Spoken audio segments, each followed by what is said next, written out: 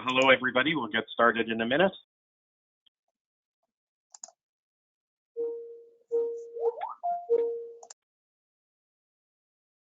Tom, you can hear me? Yes, you're coming through clearly. Excellent. I can hear you also, Daryl. It's Bonnie. Can you hear me? You bet. Awesome. Okay. Well, we're going to give this a shot, folks. So welcome to the RemTech conference online. Our 9:30 session is starting, and we have miscellaneous program information and updates for everybody today.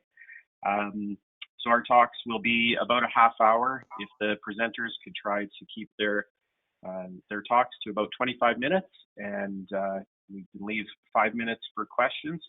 They've told me that if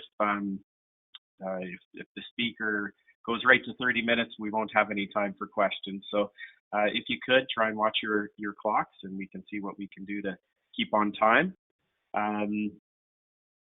For those of you that don't know me, my name is Daryl Haight, and I'm the co-founder of Trace Associates and also an ESA board member. So on behalf of ESA, I'd like to thank everybody for attending. When the world moved to virtual conferences this year, I was quite skeptical that people would be interested in them, but of course came in with an open mind, and I think the world has really adjusted well. And I think a lot of us have been pleasantly surprised with how valuable online conferences are, and really look forward to the future where we can do in-person conferences, but as well have a virtual component for those of us that don't want to travel and just can't make it for whatever reason. So thanks to everybody for attending. Our session is sponsored by Chemco, and they do not have a video to show you, but I would encourage you to browse the RemTech website and check out all of the sponsors. They're really critical in keeping this organization or this event affordable, and have a lot of good services to provide to our industry. So check those out. And before we get going, I don't want to eat too much of your time, Tom, but I guess it's about 3 degrees in Banff today, and in Kuwait, if we landed there, I think it says plus 30 today. So if we could just close our eyes and visualize plus 30 weather. Yeah, I don't think it's sunny, but certainly plus 30 weather is quite nice. And that'll put you in a perfect state of mind for our first talk. So our first talk is Tom Jacklin with Advizian, and he is speaking on the Kuwait Environmental Remediation Program. And I'm going to try and change the presenter right now and hand it over to you, Tom. Okay, thank you.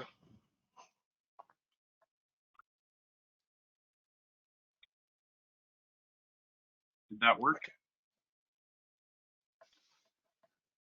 You've passed it to me. Now I have to determine which screen is being shared. Okay, we can see your email. See my email? Yeah. I'll close that off. Okay, can you just walk through these? Oh, wait. Yeah, hey, Tom, it's Joe. Just bring up your PowerPoint. Well, PowerPoint I'm showing in full screen mode. No, we're still seeing your web browser. You may need to close PowerPoint and restart the presentation because it was full screen. Okay, PowerPoint is open. And go to full screen in PowerPoint? Yes, just make sure it's on the same monitor that you have the web browser open up. There you go. And then go display settings and then swap presenter view. Perfect. All right. Excellent. All right. Okay, well, thank you, Daryl, for the introduction. And I'm going to chat a little bit about the temperature in Kuwait, because not only is it 30 here and they're moving into their winter, it's often over 50 for several months in the summer. So something to keep in mind as we look at the different types of field activities that I'll show today. So a little bit just to remind us where Kuwait is. So it's on the north end of the what we call the Persian Gulf. The Kuwaitis call it the Arabian Sea. So it's sandwiched between Iraq to the north and Saudi Arabia to the south. It's a very small country. It's less than half the size of Vancouver Island, to put it into perspective. So it's only 250 kilometers north-south and 150 kilometers east-west. So I'm going to chat a little bit about the current program, which has been underway for the last 15 odd years since the aggression from Iraq into Kuwait in 1990. But most of the environmental work has been done more recently, and investigation started 12 or 15 years ago, but the remediation work is underway now, and they've got about 80% remaining. So there's a significant amount coming, and it's in the marketplace right now, and teams are positioning to undertake that remediation over the next 5 years. So I'm going to kind of walk through a little bit about the program, where the funding came from.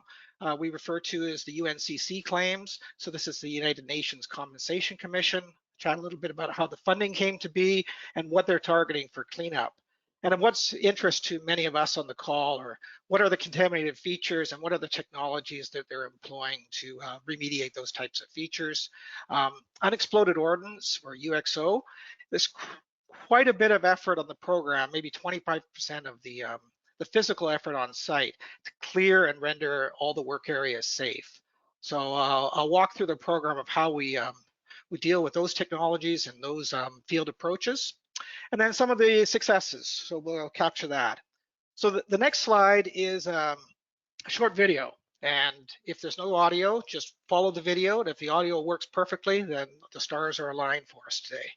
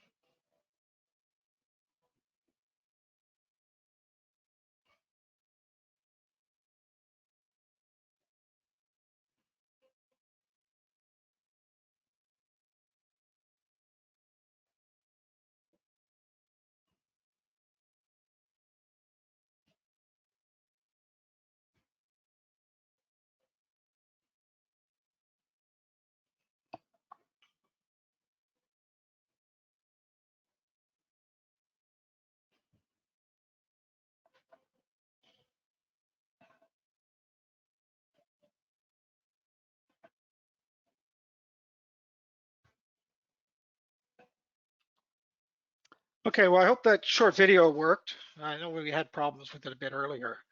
So Kuwait is a very dry country, and there's no surface water bodies or any surface water features. So when you were watching those images, everything you saw was related to a light oil that was released to the ground surface after the retreating Iraq armies detonated 750 wellheads. So there's a significant land area that was impacted, and the program is all about how we're addressing those residual oils. So under the United Nations, so there, in the aftermath of the aggression in 1990, there were a lot of claims by many member countries, and they all were directed at the United Nations. The United Nations formed a committee or commission to process those claims, and they awarded claim funds to a number of countries.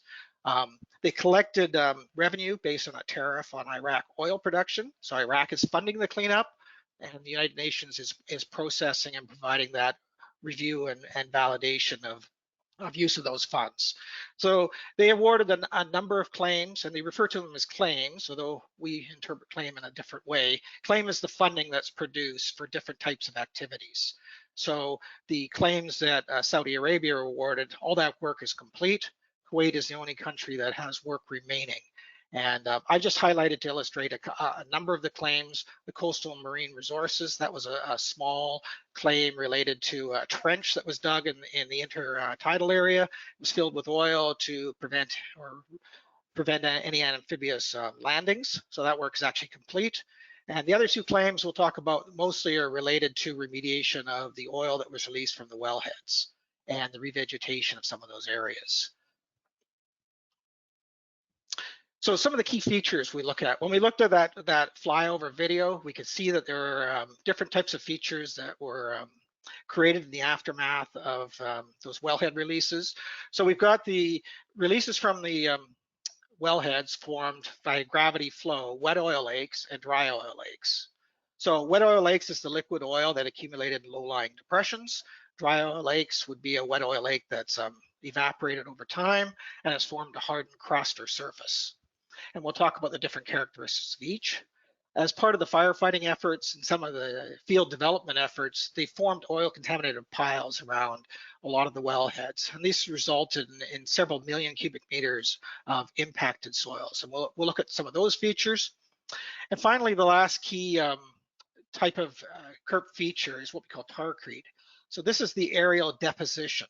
So whereas the lakes are formed by gravity flow, tarcrete is formed by the aerial transport. So different characteristics, and we'll look at each of these features in the next few slides. So some of the oil lakes that remain on site 30 years after the aggression are still over a kilometer across. And site development has bisected them a little bit, but there's still substantive oil features or contaminated features across the developed oil fields. And the total feature area as determined by earlier studies is 114 square kilometers. So in this case, this slide's illustrating the characterization of some of the oil. And as we see at the end of April, it's already 35 degrees Celsius. And we'll see that a little bit more as we move. For the most part, the oil lakes are quite shallow. So a typical profile of a wet oil lake is what we call the surface layer 1, heavily contaminated free oil layer. And then the penetration of oil into the subsurface is what we call the contaminated layer 2. And then the parent material below that is for the most part clean. And layer 2 typically is the target of most of the remediation technologies that are going to be going forward. It's typically in the range of 2 to 10% of oil. So moving on to dry oil lake material. This is a hardened crust of some sort. They're usually much thinner crusts. And here is our crew sampling them. And this will be typically in May. So that's a typical shot of the oil field. All the site development infrastructure for the most part is above grade, piping, flow lines, collections, and then all the gathering centers and batteries are all above grade. The oil fields are all protected. So you note that some images I'll show in the next few slides show no vegetation and some shows quite good recovery.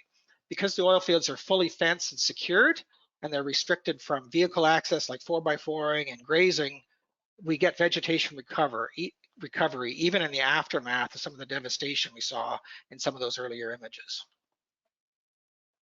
So in the dry oil lakes has a similar profile to the wet oil lakes, except the superficial crust is much thinner, and it could be millimeters or a few centimeters in thickness, whereas a wet oil lake could be tens of centimeters to 50 or 75 centimeters in thickness for that oil lake. And then we've got that penetration that could be between 20 and 40 centimeters of where the oil's penetrated those upper layers.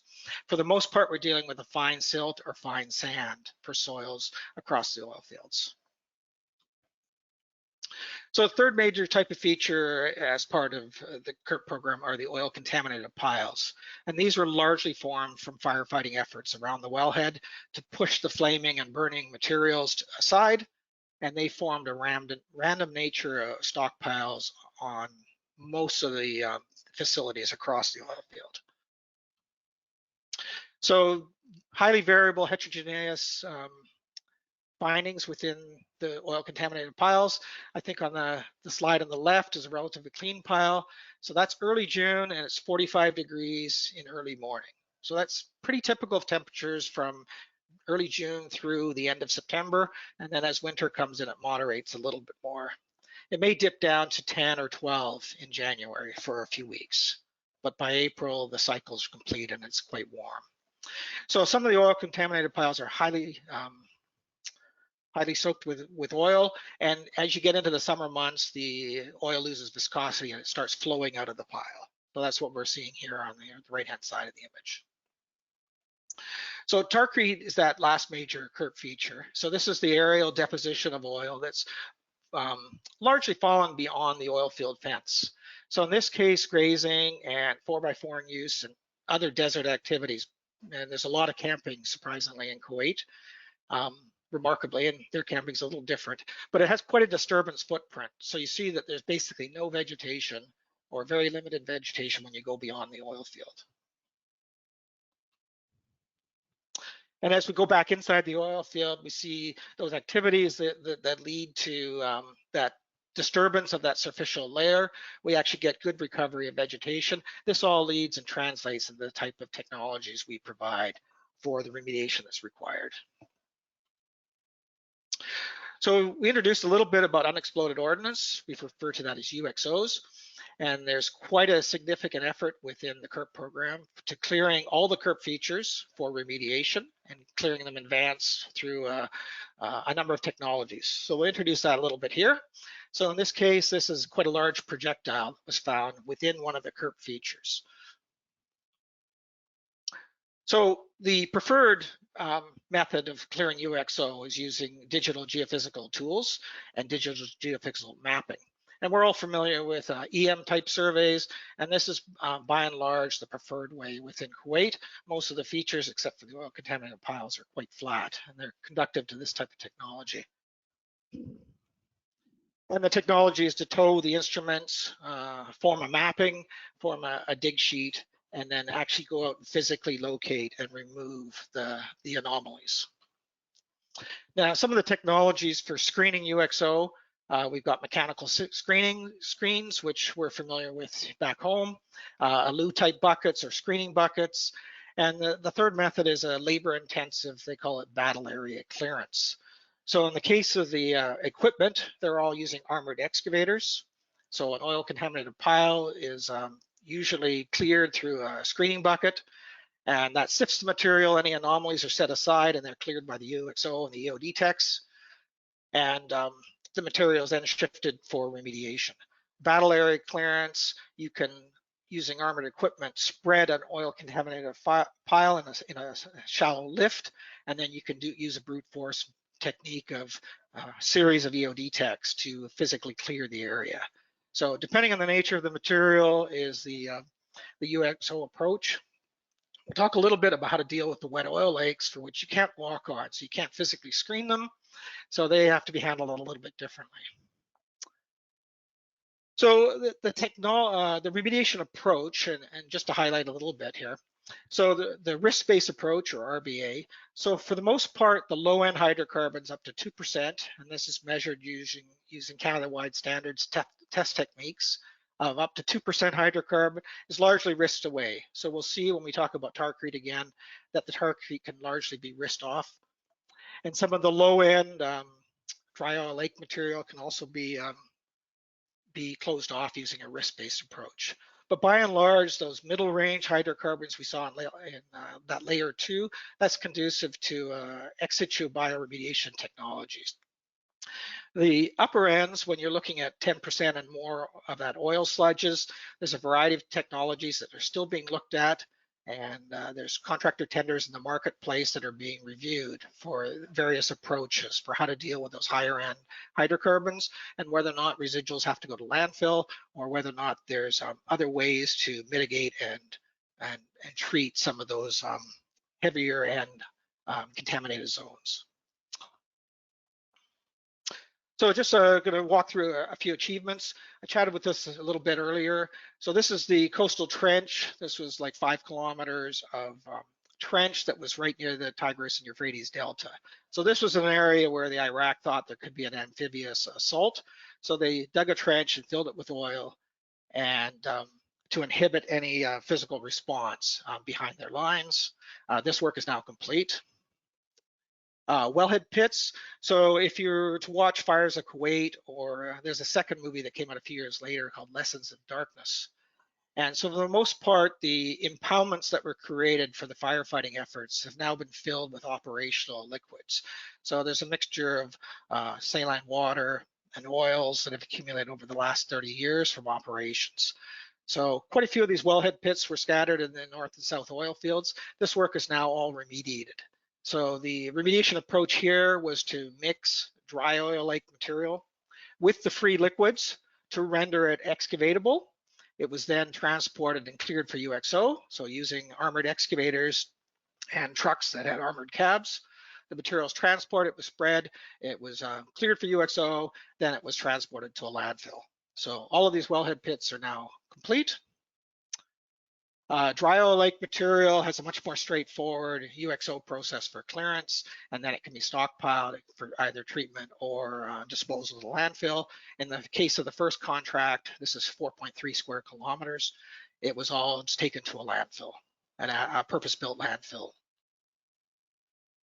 Wet oil lakes have the challenge of how to clear them for UXO. So the technologies employed so far were to mix it with dry oil lake material, then spread it, physically clear it, and then render it either for treatment or disposal to landfill. So there's about just over a kilometer squared. So we're about 5 kilometers complete out of 114. So there's significant amount of effort that's under contract, and those contracts are being evaluated right now for the next major work items. So oil contaminated piles have a much more variable natures from clean to highly impacted. The process for which we're applying in the wet oil lakes and dry oil lakes is similar. It's a clear for UXO using armored equipment, and then stockpile for treatment or disposal.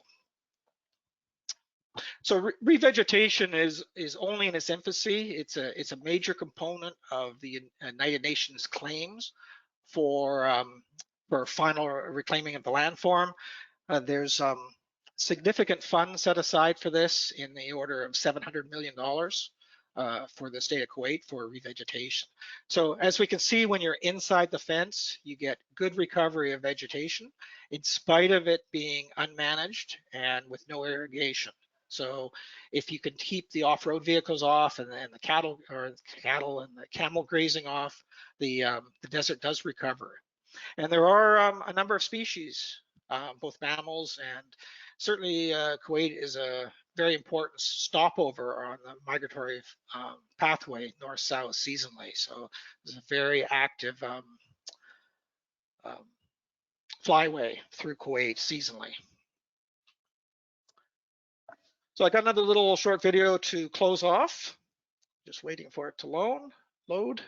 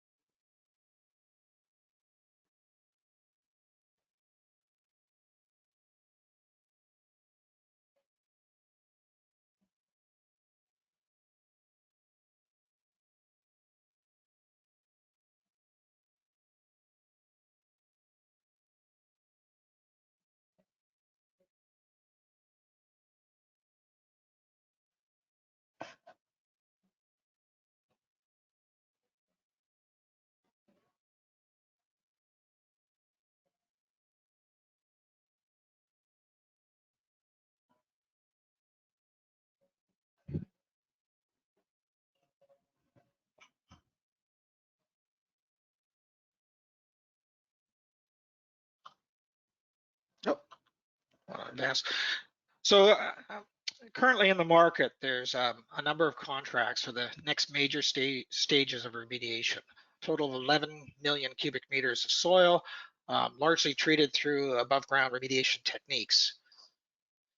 These are floated to the market almost 18 months ago. COVID delayed the closing of those contract process, which is now closed this fall. So the evaluation will go through into early winter and spring. So there should be awards, up to 5 contract awards for the next major work packages that are occurring. And linked with all those packages are the environmental support and the environmental consultants and their technologies and approaches. I think that's, Daryl, that's all I have for the presentation today. I'm open for a few questions. Okay, great. Can you hear me? Yep. All right. Well, yeah, we don't have any questions in the chat right now, but I'll maybe get us started. And I think this is an absolutely fascinating project. I've seen it before, and I find it very interesting. Are you in Kuwait right now? No, I was over for about a year and a half. I came back last fall. Okay. All right. I guess on the non-technical side, what would you say is the biggest challenge that you found in this project, not related to the technical aspects of the project?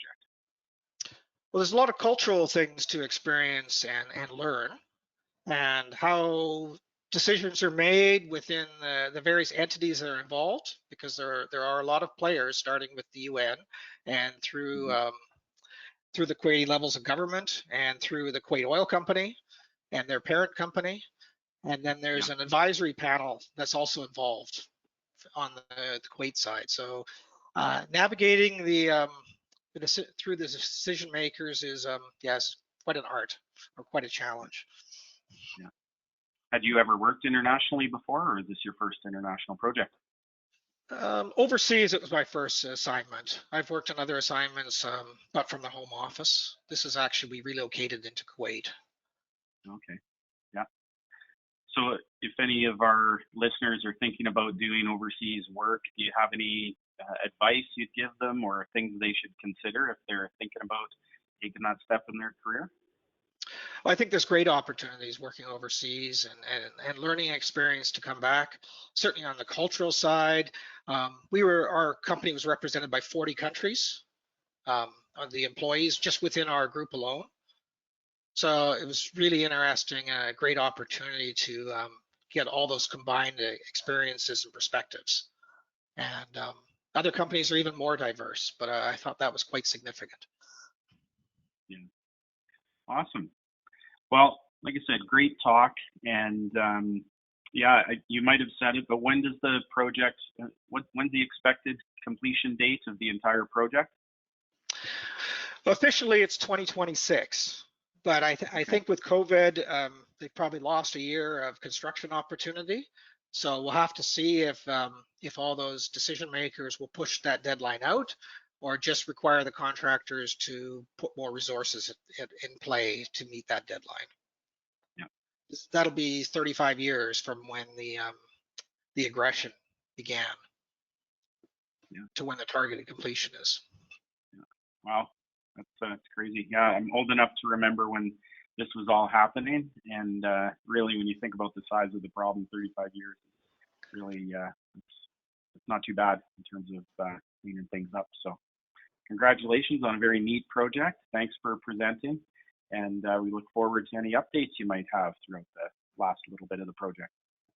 Well, hopefully the updates happen next year when we got the contracts under award and all that information is released, and then we'll see what the next steps are with all the different technical approaches that are embedded within those contract packages. Yeah. Hey, Tom and Daryl, it's Joe. There's some question there. Since we have time and we're going into a break, there are some questions in the question box, Daryl, if you want to check that. Okay. We might be able to get to them quickly. If not, I can read them. Okay. I got one. Any plans in the future to treat all the landfilled soils? Are they treatable? Yeah, that's an interesting question. And we did look at that, because given the experience in Alberta for recovery in northern Alberta, yeah, I think there's quite a viable process that we could mine the landfills. The question is the timing though, and it'll probably be pushed off into the future. There's so much political pressure to deal with the cleanup within the oil fields. Whatever's left in the landfill, I think we could reprocess, but that's going to be down the road. Okay. And there was another question about environmental standards in Kuwait, I guess. Was there a need to do an environmental impact assessment before implementing any remedial efforts? Somebody is wondering. There were, I guess, eco-plan type assessments done under many of the contract packages. And we're familiar with those approach within Alberta and other jurisdictions. Okay. And somebody is wondering about the total volume estimates of contaminated soil. The total volume officially is about 26 million cubic meters of soil. There's very little groundwater present within the country. So there's really no groundwater issues. And where they were of concern, they've all been investigated. There's just a small area of a few square kilometers in the North Oil Field where there's actually a freshwater aquifer. Okay. And then one last question: what is the role of phytoremediation for near surface soils? Well, officially, it's not being looked at. It probably did play a part over the last 30 years on reducing those footprints, especially of the tarcrete. So even when we have that introductory video and you could see the extent of that aerial deposition, it covered much more than the oil lakes at 114 square kilometers. It's probably closer to over 400 square kilometers of areas impacted by tarcrete. So it probably did have a role in helping to break that down. Okay. All right. Well, thanks again. We have a 10-minute break till 10:10 local time here. So we'll give everybody that 10-minute break and we'll sign back on. And thanks again, Tom, for presenting. Okay, thank you, Daryl. Thank you, ESA, for allowing me to present, and thank the Kuwait Oil Company for releasing the information for the presentation. Awesome. Thank you. We'll Alrighty. be back at 10:10. Okay, thank you all.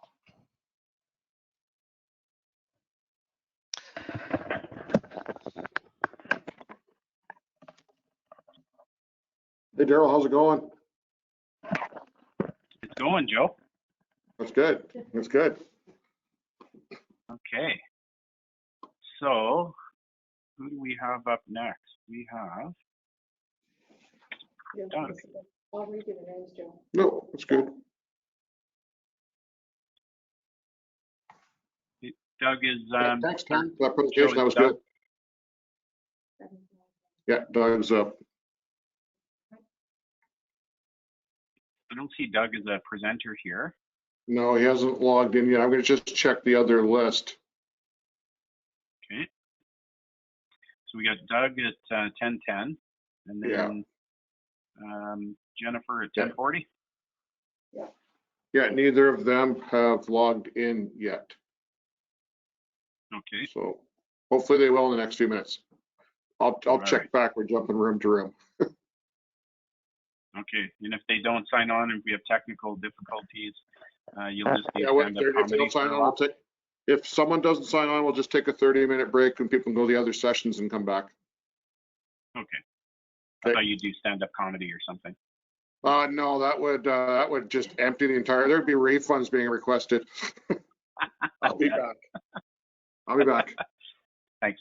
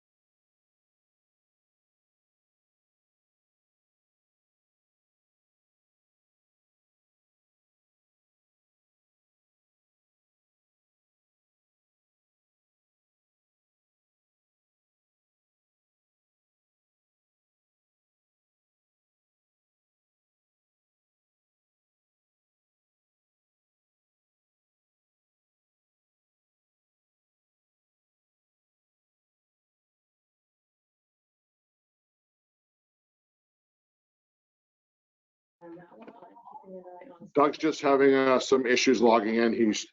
I'm sending him another link, so he should be in shortly. No problem.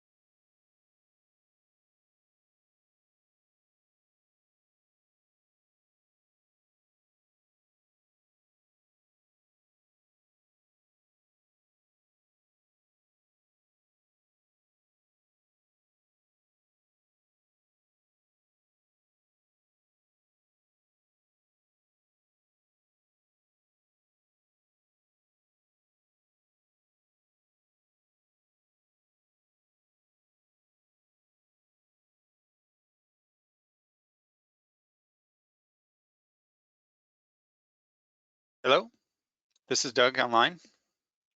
Hey, Doug, good. I'll just turn it over to Daryl when he's back online here shortly. Great, you got in. Thanks. Great. Sorry, I didn't realize there was a separate link for. Yeah, different for presenters. Yeah, you get better control that way. Yeah, for sure. Okay, so the tech will help if there's any issues, and Daryl will be back on shortly. Yeah. Hi, Doug. I'm here. It's Daryl. Hi, Daryl. Yeah. So yeah, it's amazing. This technology can be quite intimidating when you're trying to figure it out for the first time, eh? Yeah. It's usually Okay, simple. yeah. So I think what will happen, so when we get back at 10:10, I'll just do my introduction for you and then try to give you control of the presentation, and our lovely tech people should be online to help us if you can't get your PowerPoint showing the proper way on your screen. So Yeah, and I have two monitors here. So I've got the PowerPoint slideshow set up. Oh, I should also say I have another presenter. I'm going to hand off halfway through to John Hibbard. So hopefully he's also online. Hey, Doug, it's Joe. Are you going to still advance the slides for him? I will, yes. So Okay. he'll give me a cue, and then good. And then I'll advance the slides for him. Just makes it a little less clunky. So sure. John is signed in as a for attendee. I'm going to move him. I'm going to make him a presenter. Just a second. Okay. And I also have our client, Will Govenlock is registered, and I was hoping at the Q&A if there's a way for him to help answer questions. Would that be possible? What's his last name? Govenlock, G-O-V-E-N. I'll make him a presenter too, so when it's time for Q&A, he's able to use his mic and speak. Excellent, thank you. So they both are just been added as presenters. Hi, John. Hey guys, sorry. Thanks, Joe. Hi, John. Good. No, it's no problem at all. So I'll leave it to Daryl in the text. So thanks, guys. Thanks, Joe. We'll do our best here. Hey, Doug. Wait. Hey. Hey, John. Someone wants to say hi to you. Hey, Lorraine. How you doing? Good. Good. Enjoy your session. Everything's going smooth? Everything is going for as much as it can in a virtual session. Everything's going smooth. Daryl's doing a fantastic job, so it's all good. There you go. That's the right answer. And the pay is great, too. We're going to double his pay. We're going to double his pay. 0 to 0. See you guys.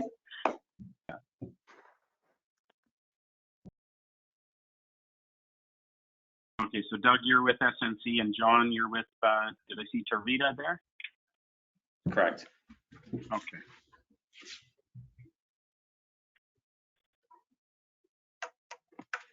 Awesome, we'll give everybody another minute.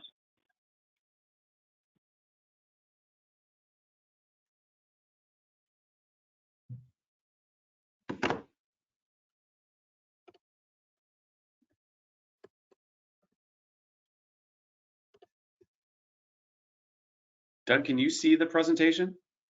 No, I think I'm guessing control has to be handed off to us before I can share my screen. I can hand that off to you right now, Doug. Sure.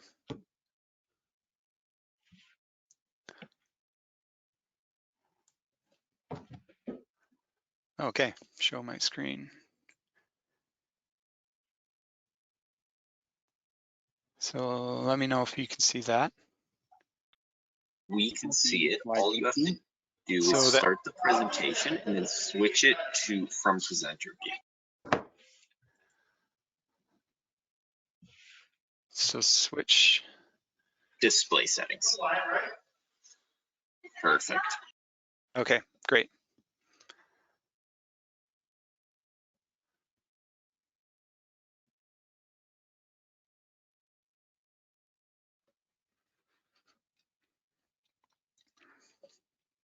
Go back to the first slide. That'd be better. There we go.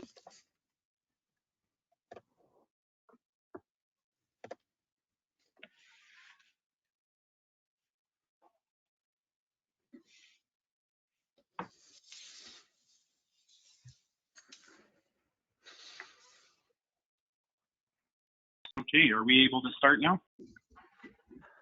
I'm ready when you are. Great. Well, hopefully everybody can hear us. No way that I know to check that, so I'm going to put my faith in technology here. So welcome back, everybody. Thanks for coming back. You didn't have to come back. Nobody was forcing you. This is entirely optional, so thank you all for joining us again. So our next talk is titled The Successful Local and Indigenous Engagement to Complete a Northern Remediation Program. And our presenters are Doug McMillan from SNC Lavalin and John Hibbard. Did I get the last name correctly? You got it. Vida. Okay, great. So from the hot desert in Kuwait, from our previous talk, to the north. So back to something us Canadians are a little more familiar with. So take it away. You have a half hour to present, and if you could try and wrap it up around 25 minutes to leave time for questions, that would be great. And hopefully everybody can hear us. So take it away, Doug. Okay, thanks very much, Daryl. Like Daryl said, I'll be presenting here along with John. The title of our presentation here is The Successful Local and Indigenous Engagement to Complete a Northern Remediation Program. So a bit of a different landscape here, as you can see, from Kuwait to northern BC. And just see here. So I just want to acknowledge some of the contributors to the presentation. Public Services and Procurement Canada are the project sponsor landowner. Will Govenlock from PSBC and Brad Claver were our client managers for PSBC, and Dave Kettlewell, senior manager for SNC Lavalin. So I'll start with a quick outline here. I just want to, the approach that we're taking for this presentation is to split it into two parts and discuss engagement in terms of the consultant and owner's perspective, and then to switch halfway through to the contractor perspective. So let's get started here. So from the consultant and owner's perspective, I'll give you a bit of a background here. The community of Toad River and the site, is called the Toad River Maintenance Camp. The maintenance camp is located 189 kilometers west of Fort Nelson at the kilometer marker 648.7 of the Alaska Highway within the BC Northern Rocky Mountains. Facilities used for highway maintenance of the PSBC operated Alaska Highway, and the camp activities include road salt, storage and handling, equipment maintenance, fueling activities, road maintenance, materials and equipment storage, and residences. And the site has a long history, including being a construction camp during the original highway construction. So a permanent community developed at the location of the Toad River camp following the construction of the highway. The community, albeit small, is the second largest of the Northern Rockies regional municipality, with a permanent population of approximately 50 people. The current community serves travelers and tourists with a lodge and a restaurant, campground and gas station, and a private airstrip. A public school in the community provides education for students in grades 2 to 9. Here's a couple of pictures of the area. Several environmental investigations have been completed at the site since 2001, including phase 1, phase 2, and phase 3 environmental site assessments. Previous remediation events have happened also in 2007 and 2016, with excavated soil sent to a soil treatment facility at Stringer Creek nearby. And following these investigations and remediation events, the phase 1 ESA was updated in 2019 and concluded that 8 areas of environmental concern remained. And then remedial options were reviewed with a combination of remediation risk assessment as a selected option. and then a remedial action plan was developed to excavate contaminated material from surface to 7.5 meters deep over at 9 areas across the site. And so quickly, here's a figure showing the site features and infrastructure, and the colored areas are the remediation areas that were targeted. So the community engagement began in 2019, or prior to the remediation. PSPC contacted a community leader in Toad River and coordinated a presentation of our remediation plans to the community. A community meeting was held in July of 2019 and was attended by PSPC, SNC-Lavalin, and also approximately 5 to 10 community members. SNC presented the technical remediation plan to the community, and then other discussions included topics of community safety related to the school and the area, and truck traffic and water quality at Stringer Creek. And overall, the community engagement was helpful to inform the community and to address their concerns. Remediation procurement began, or contract tendering was initiated to procure a contractor. Remediation tender specs were prepared by SNC to capture those technical requirements of the remedial plan. And PSPC used this opportunity to implement the Indigenous Benefit Plan into the procurement. So for a bit of background, the IBP was developed by the current federal government as part of Canada's commitment for reconciliation to support First Nations and to provide meaningful engagement. So this project was the first time the IBP was used on the Alaska Highway. The IBP allowed PSPC to include a mandatory requirement for bidders to engage 2 First Nations for whom the Toad River area was within their traditional territory. PSPC then first consulted the 2 nations, and then the IBP was developed to ensure it was compatible with their needs and requests, and also with their existing resource capacity. Bidders were required to include 15% of the bid cost to the local First Nations in the form of labor, equipment, or other goods and services. And the contact information for the 2 nations were provided in the bid package. So now I just want to go into some of the nuts and bolts of the contract tendering. So it began part 1 with the qualifications. There actually were 5 parts covered by this. So part 1 required the bidder to summarize their own project experience and resumes and references, as pretty typical for a project like this. And then part 2 is where a lot of the details and requirements of the IBP were provided. So the contact information for the Day-Ludena Council and Fort Nelson First Nations were provided here, and guidance for using First Nation subcontractors or suppliers, and also how First Nations might be employed in the project, and then other methods of engagement. The IBP form was located in the bid package, and it's some examples of those are shown here on the side with sections A, B, and C. And then the bidder would complete this IBP form as part of their submission. So part 3 was certification, which provided the signatures from the bidder and the First Nation to validate the qualifications and the IBP form.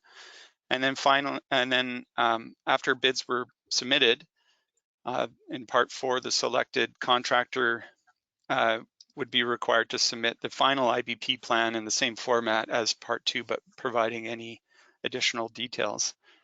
And finally, in part 5, after project's completed, a contractor achievement report is developed summarizing the project activities and providing confirmation that the commitments to the IBP were kept, and final sign off by the contractor and the First Nation.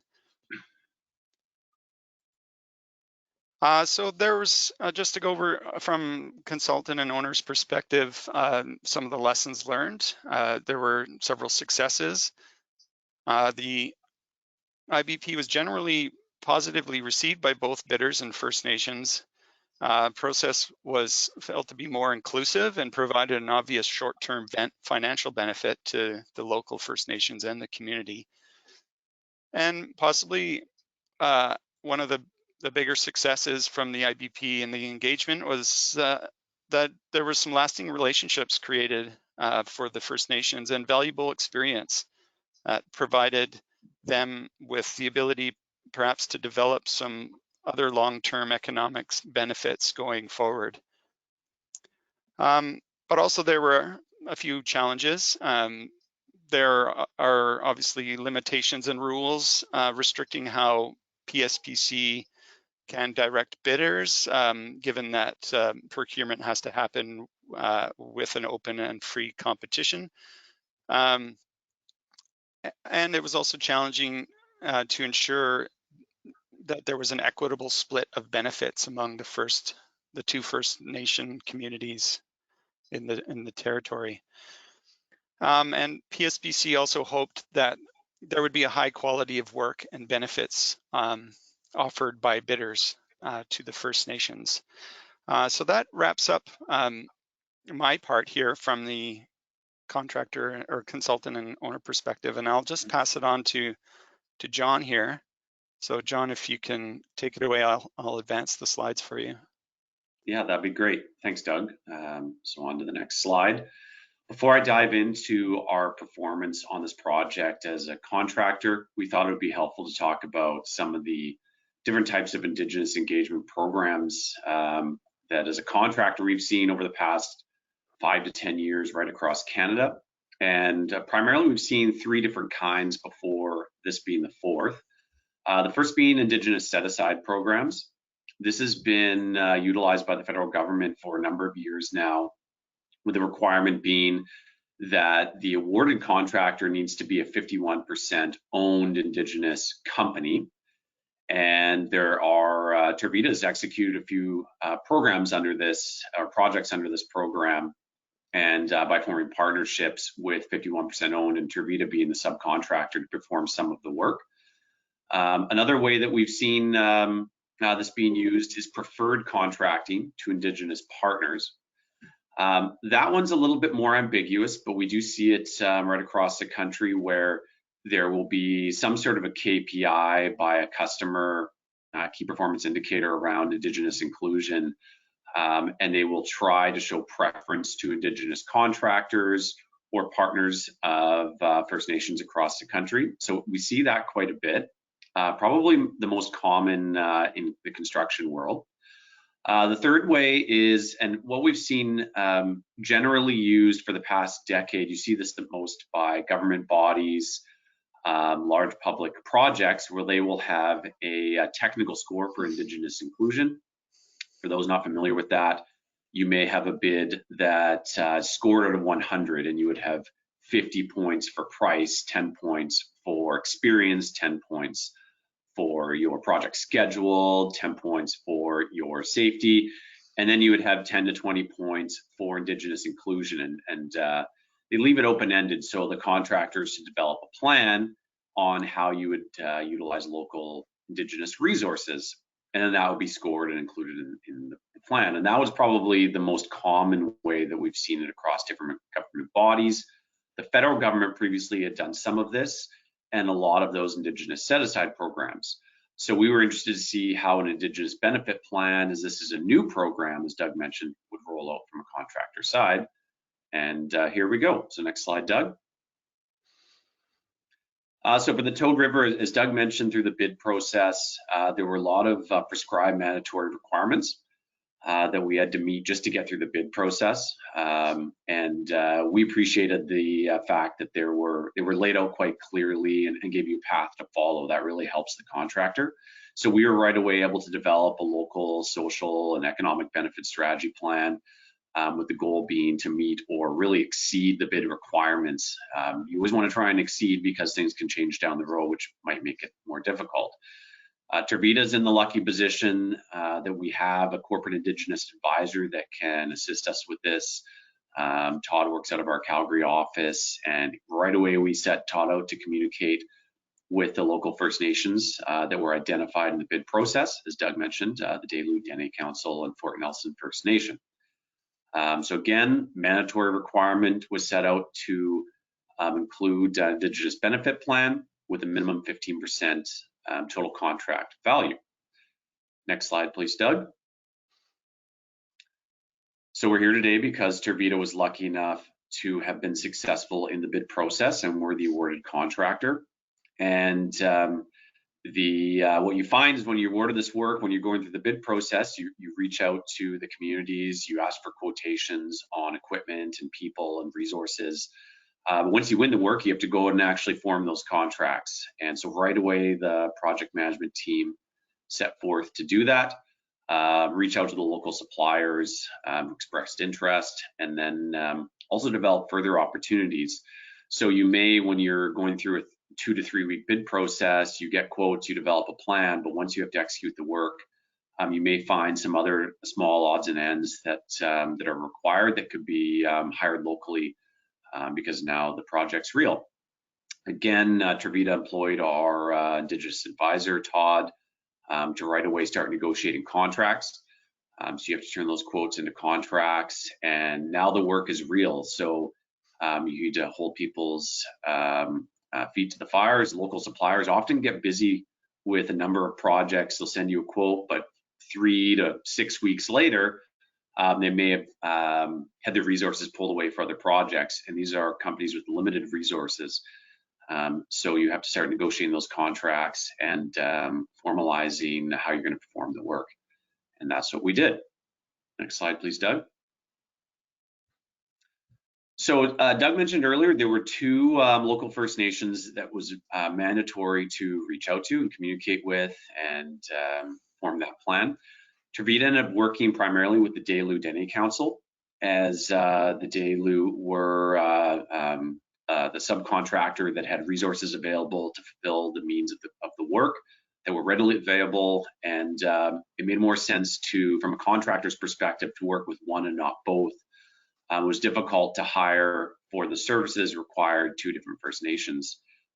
It worked really well with the Delu Dene for this.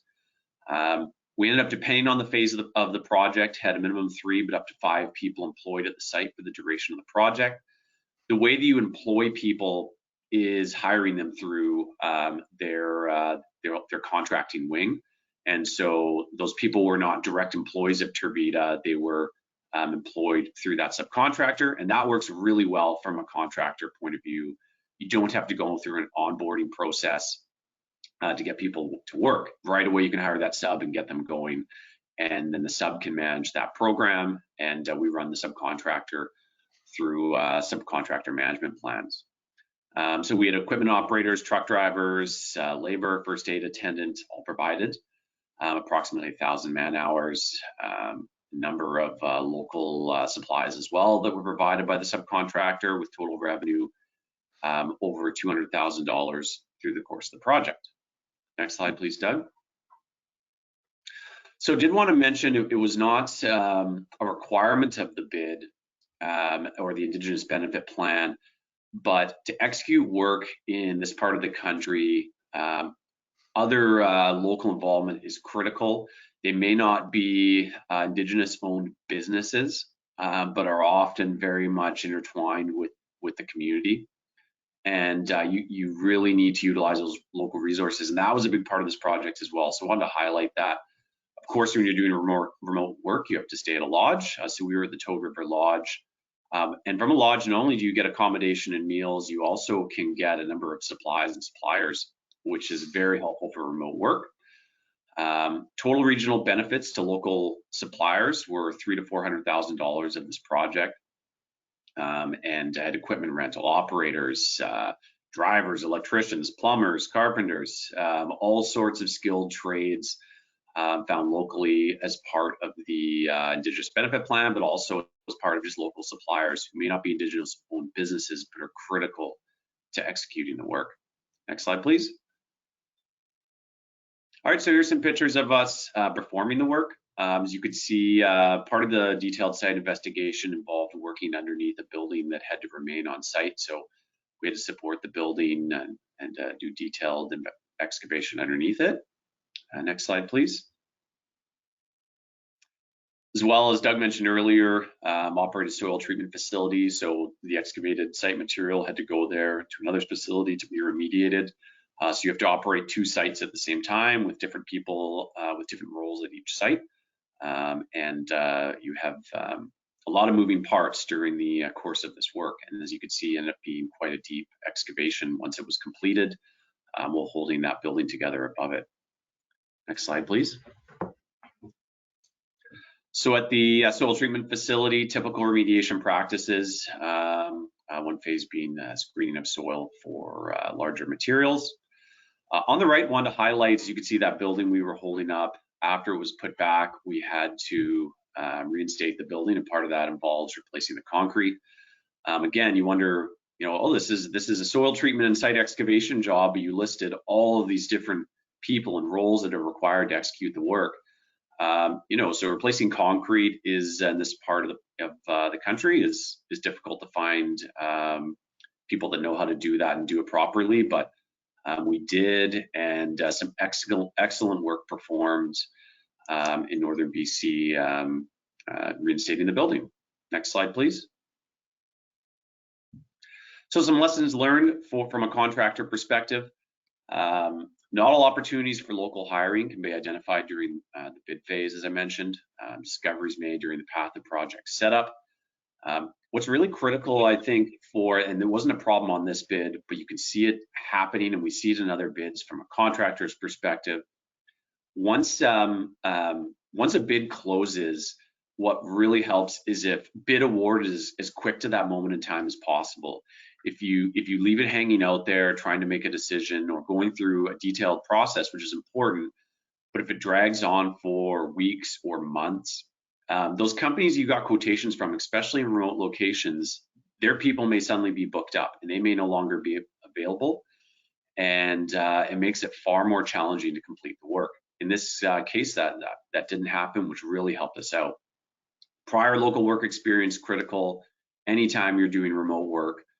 Good relationships really help Tervita execute the work. As you can see, all of that local subcontract work, previous relationships with these Indigenous communities, very important and helpful.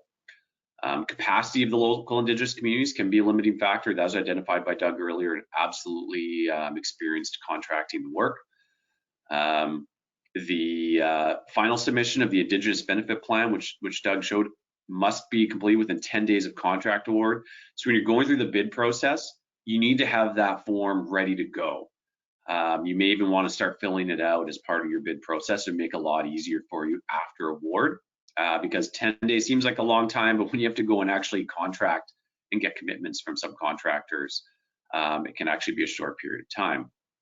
And one thing we noticed in the language in the bid itself is that local non-Indigenous suppliers weren't mandatory, but are such a critical part of successful execution of the work, and also a big benefit to the local community that's non-Indigenous.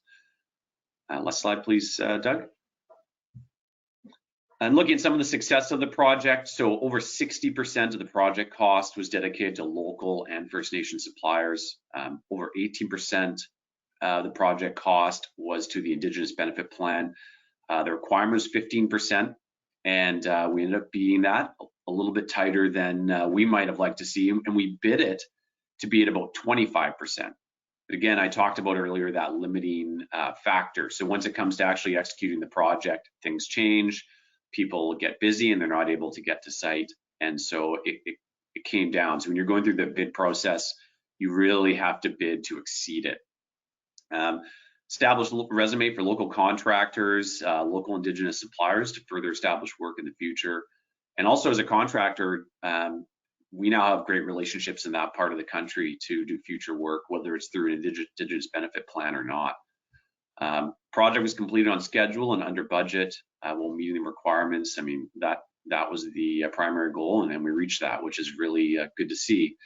I would like to add one other thing that's not as a bullet point here, because we do have two other programs we've completed in along the Alaska Highway in 2020 as a company, and we're now developing a mandatory Indigenous awareness training for our staff that are going to be working on these projects in the future, and any field staff that are going up to work in that part of the province. And we've seen that would be a big benefit to our company and to our staff in working on these jobs. Thanks a lot, Daryl. Okay, great. Well, thanks, Doug and John. We do have a few questions here. I'll try and get them. So Claudia is asking, what was your timeline for engagement? And is how far in advance of tender and in advance of the scheduled start date of remediation? I wonder if we can get Will. So just for everybody online, Will Govenlock, our PSBC client, is also online. Hopefully he's able to add some comments here. Yeah, can you guys hear me? Yep. Yeah. Perfect. Yeah. Sorry, Daryl, can you actually just repeat the question one more time? Sure. What was your timeline for engagement? How far in advance of tender and in advance of the scheduled start of site remediation? Yeah, well, I mean, this project, looking at more of a holistic view of the Alaska Highway, we've been trying to build these relationships with all the First Nations kind of located along the length of the highway. We manage from just north of Fort St. John up to basically the Yukon border. So trying to build those relationships with all the nations that would kind of have overlapping traditional territory. So it's been a couple of years now that we've been kind of building up this engagement with them. And then last year was the first year that we really put these processes into action. So really kind of putting pen to paper, figuring out what kind of resource capacity they would have, and then how we can build that into the contracting. So I would say, as far as the IBPs go, we really started to get the ball rolling in a real way early last year. So kind of like spring of 2019, and then got those into contract form for that summer, and we're able to move ahead from there. Okay, thank you. And next question, I'm curious how the client viewed the success of the IBP and how might that influence future RFPs? And that question is from Doug, or David, sorry.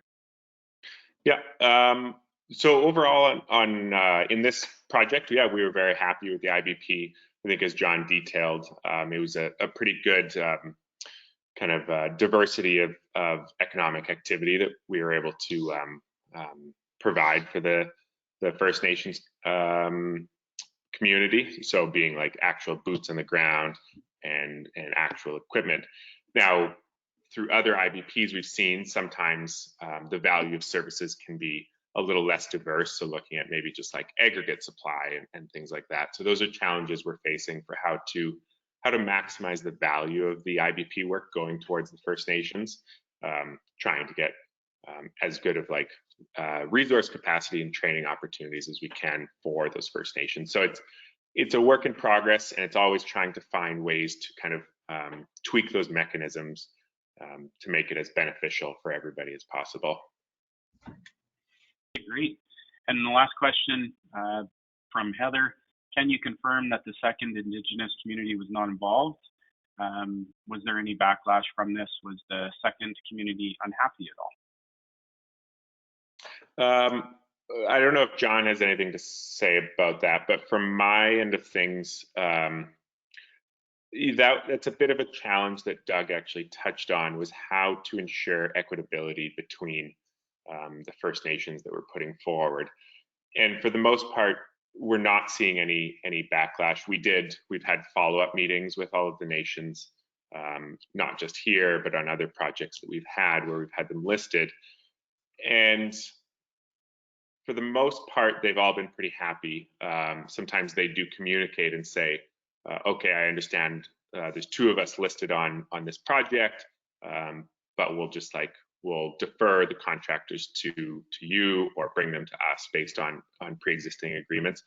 But that's definitely, it's a work in progress for how to kind of, I don't want to say formalize it, but ensure equitability. So we haven't had any backlash necessarily, but we're trying to find ways to ensure that it is equitable and being split in appropriate ways. So it's definitely a challenge. Just to answer the first question, I can confirm that we only ended up working with one of the nations identified, and I tried to describe through the presentation a bit, but largely came down to the work that was required, the availability of resources, and it was not our experience that we received any negative feedback. We weren't trying to show any favoritism. It just worked out. Sometimes when you're contracting, who is the subcontractor, when you're given two options, is able to provide you with the most at a given moment in time, and sometimes that's how it works. Absolutely, equitability will be potentially an issue for all these types of programs, but I think that we did as well as we could as a contractor to try and meet the requirements of the work. Okay. Well, great. Well, thank you, gentlemen, for presenting and making yourselves available. Professional development is always important to all of us, and thanks for giving us your time. And sounds like a great project, and we'll sign you off for now. So thank you. Thank you. You bet. So next up is Jennifer Hood with AECOM, and we'll try and change her to the presenter. Let's see if we can do this. See if technology will work for us today. Jennifer, can you hear us?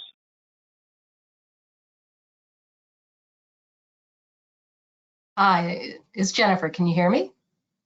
We can hear you, and we can see your presentation. So thank you very much for joining us. So Jennifer is going to speak about the overview of Nova Scotia contaminated sites regulations for site closure and a case study. So already in this session, you have gone from Kuwait to Northern Canada, and now we are heading to the Maritimes in Nova Scotia. So is that where you are today? I am in Nova Scotia today. Yes, I'm located in the Sydney, Nova Scotia office for AECOM. Okay. So I do work across the country, but this is my home base. Excellent. Well, thanks for presenting. And as mentioned before, we've got about a half hour. So there seems to be good, interesting questions. So if we could leave 5 to 10 minutes for questions, that would be great. And take it away. Okay.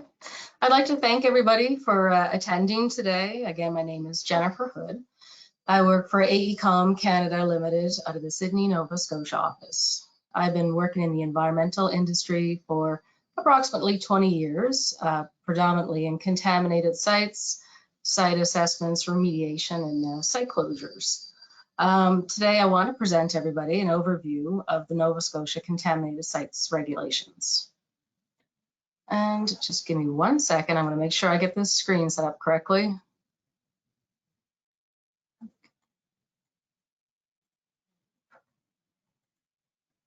Can you tell me, just 1 sec. We can see your opening I slide. know, I tried to actually go ahead of screen and that didn't work, but I think I have it now.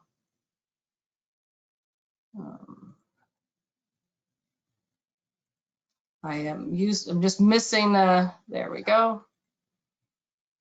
Are you on, can you see the next slide? We can. Okay, thank you. So this is the start of the new contaminated sites regulations, and I'm still using the term new, which is probably not correct anymore since they've been in effect since July 6, 2013. But prior to this, the direction for the cleanup of contaminated sites was given through policy and guidelines. The regulations were created to help bring clarity, to streamline the process of remediating contaminated sites. And they provide direction for documentation, reporting, qualifications for the site professionals, and timelines for remediation. Overall, it just really has a good process for helping to define the steps necessary It's a very clear cut. You know, a lot of the questions that you would have on what to do next is eliminated by this, where prior with the policy and the guidelines, it was a little bit undecided. But overall, again, this process is applicable for the brownfield, commercial, industrial, and residential properties. Prior to getting into the regulation and the protocols, I just want to highlight here the qualifications required for a site professional. These are prescribed in the contaminated site regulations, but in general, a site professional must be certified or licensed under the Geoscience Profession Act or the Engineering Profession Act. And they must have 5 years professional experience in phase 1 and phase 2 ESAs and in developing and implementing RAPs. So this looks like a lot of words for a presentation slide. It was a bit more of a copy and paste from the regulations just to sort of highlight the site professional liability insurance requirements. You know, but to pare this down a bit, in general, a site professional must maintain an insurance policy that indemnifies them with a limit of $2 million per claim. So I just want to jump now right into our regulations. So under the ministerial protocol, under the regulations, there are 7 ministerial protocols. And these are Protocol 100, the notification of contamination, Protocol 200, the ESA for limited remediation, Protocol 300, the phase 1 ESA, Protocol 400, the phase 2 ESA, 500 remediation levels, 600 remedial action plan, and 700 confirmation for remediation. If you were to look on to the NSE website for the regulations, all of these are clearly outlined, all of the regulations, the protocol documentation, the associated forms and checklists are easily available. So starting with the first protocol, this is the notification of contamination. Under this protocol, the site professional has a duty to notify the minister when free product is present in the soil or groundwater. So, of course, this is going to rely mostly on field observations, and they must also be reported immediately to the minister, the owner, and anyone that is directly affected. So this is verbal notification immediately, and then follow up in writing within 5 days of notification. There's also a duty to notify of soil, sediment, and surface water or groundwater contamination that exceeds the Tier 1 EQS. And not otherwise exempt. So of course, there are some conditions, you know, very minor areas or volume, stuff that can be completed in 30 days, or if it's something that's a background, that could be exempt from this regulation. The time frame, of course, is 90 days. Also within this, there's the duties respecting contaminated sites, which means that the person responsible for the contaminated sites must take the remedial measures. And in the end, our remediation can be completed through 2 different options under these regulations: the limited remediation or the full property remediation. So here's a description of the 2 options. So if you start at the top, you can see that we've just completed or talked about the notification of contamination or Protocol 100. From there, you have 2 pathways. On the left is our limited remediation pathway with the associated protocols underneath. And on the right is our full property remediation, and again, with the protocols that are applicable. When you're going to clean a site, either pathway may be followed to complete remediation. Each pathway has different objectives and outcomes. And the 2 pathways they were created to allow the owners some flexibility when addressing contamination. The limited remediation pathway provides the most options, and the full remediation pathway is a bit more conservative. The 2 different pathways lead to 2 different closure certificates. So under limited, you complete all the steps, you'll end up with a record of site conditions. Under the full property, after you complete all the steps, you'll end up with a declaration of property conditions. The key difference between the 2 pathways are shown here. So limited remediation, again, it's a bit more flexible, but it's considered the minimum pathway to achieve closure, whereas the full property remediation is considered an optional pathway. The limited remediation allows both unconditional and conditional closure, as it allows engineering or administrative measures. Under full property remediation, you can only receive on conditional closure as no engineering or administrative measures are permitted. Under the limited remediation, you also have the ability to choose a pathway option called L1, L2, or L3. Whereas full property remediation has less options, it's really defined in a rigid process. I'll discuss those L options, L1, 2, and 3 on the next couple of slides. So I think here you can see that in general, it appears that the limited remediation pathway has more flexibility, which allows for potential time and cost savings. However, the full property remediation has specific limited exemptions from future enforcement action.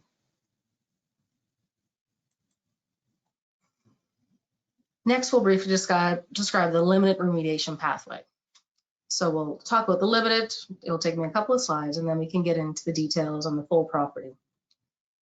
Under the limited remediation pathway, you have L1, L2, and L3. They all include assessment requirements as discussed on the next slide. In general, the ESA must be completed within 180 days after the notification of contamination to the minister. What category of limit remediation, L1, 2, or 3, or ESA, that is going to be required here is determined by risk. Then after that, you have also the RAP and the confirmation report. These must be completed as per the protocols, and the filing of the site conditions, which must also be completed within 2 years of the notification. These documents must be prepared by the site professional in the approved format by the minister. So as you can see here, the 3 options that exist for the remediation, as I've mentioned over the last couple of slides, is the L1, 2, and 3. And you have to know what your contaminant sources are, your contaminant concerns, your affected media to help determine what pathway you're going to take.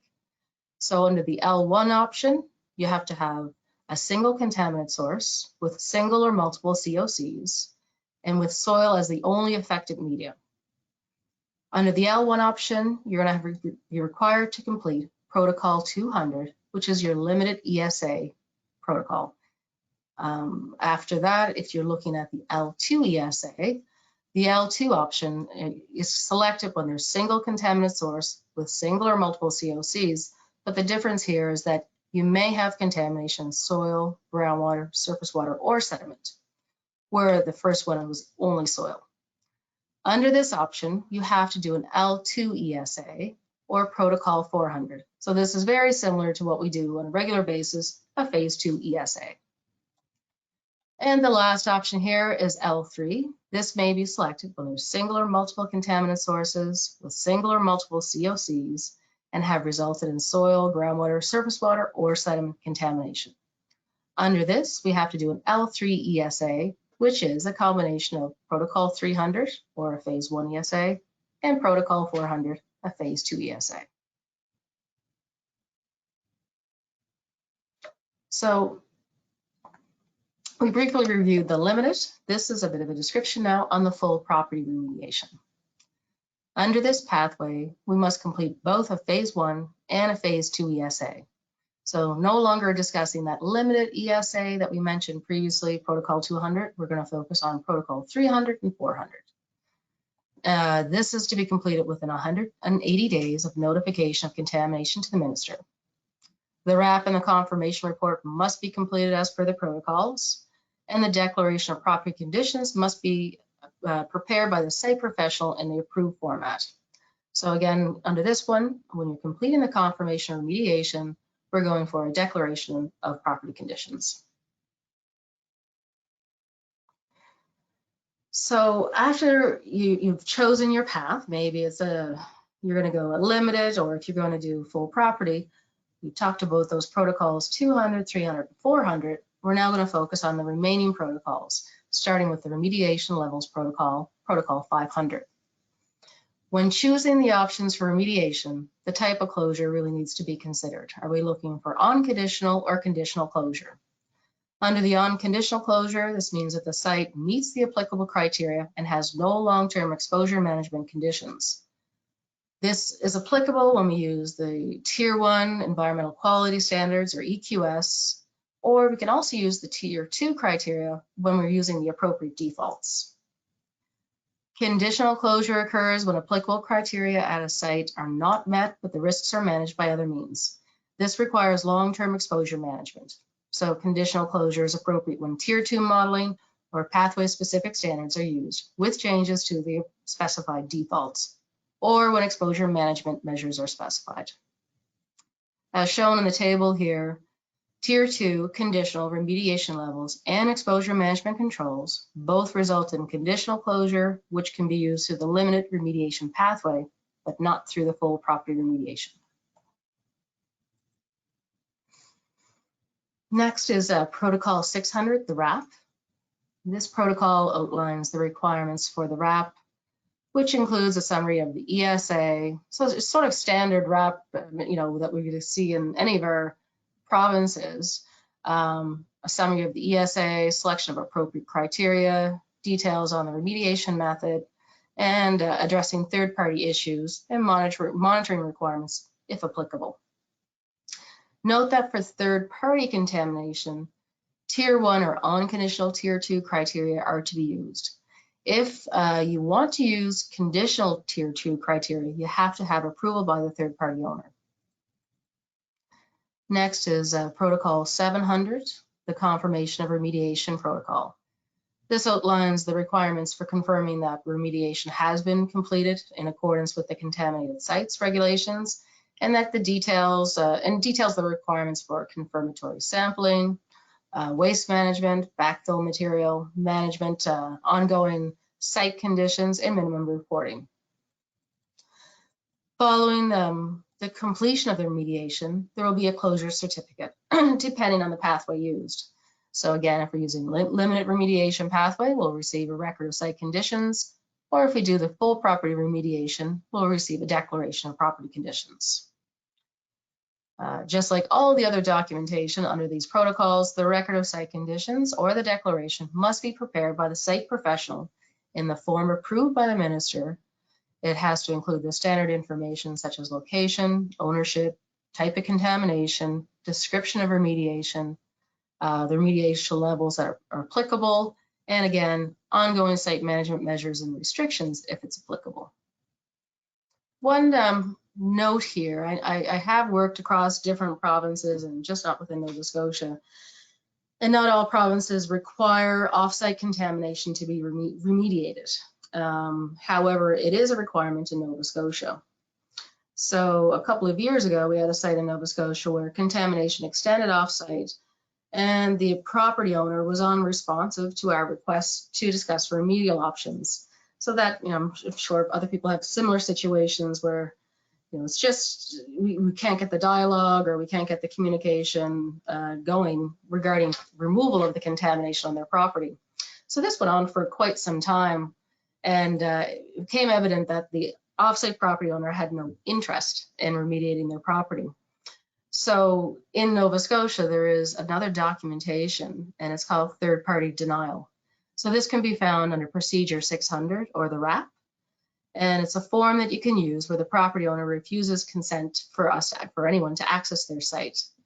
At the time we completed that documentation on our site remediation and provided the regulator all of the historical outreach that we had completed and the documentation that we've received. We were able to present this to the regulator, and they approved our third-party denial form. So in the end, for our client, we still received full property closure without having to remediate the offsite contamination. So that is all of the protocols. It is there's the 700 protocols the 7 protocols that we have. Again, they're a very well laid out, defined process, easy to follow, and it's very easy to find all the information online for those protocols with the associated checklist and forms. And next, I'm going to discuss a recent site example. So this is an example of one of our downstream oil and gas sites that we had in Nova Scotia a couple of years ago. It was a standard service station that was decommissioned in 2004. It previously had multiple USTs, an AST, a couple of buildings, service bays, hoists, and oil water separator. When we took over the site, it was a vacant lot. There were municipal services in the area, and the agreement was to remediate the site to commercial guidelines. Luckily, there was no groundwater exceedances at this site. The client's request was full property remediation, resulting in a declaration of property conditions. When we initially looked at this site and had received the documentation and the communication, the initial plan was sort of like your standard dig and dump remediation approach.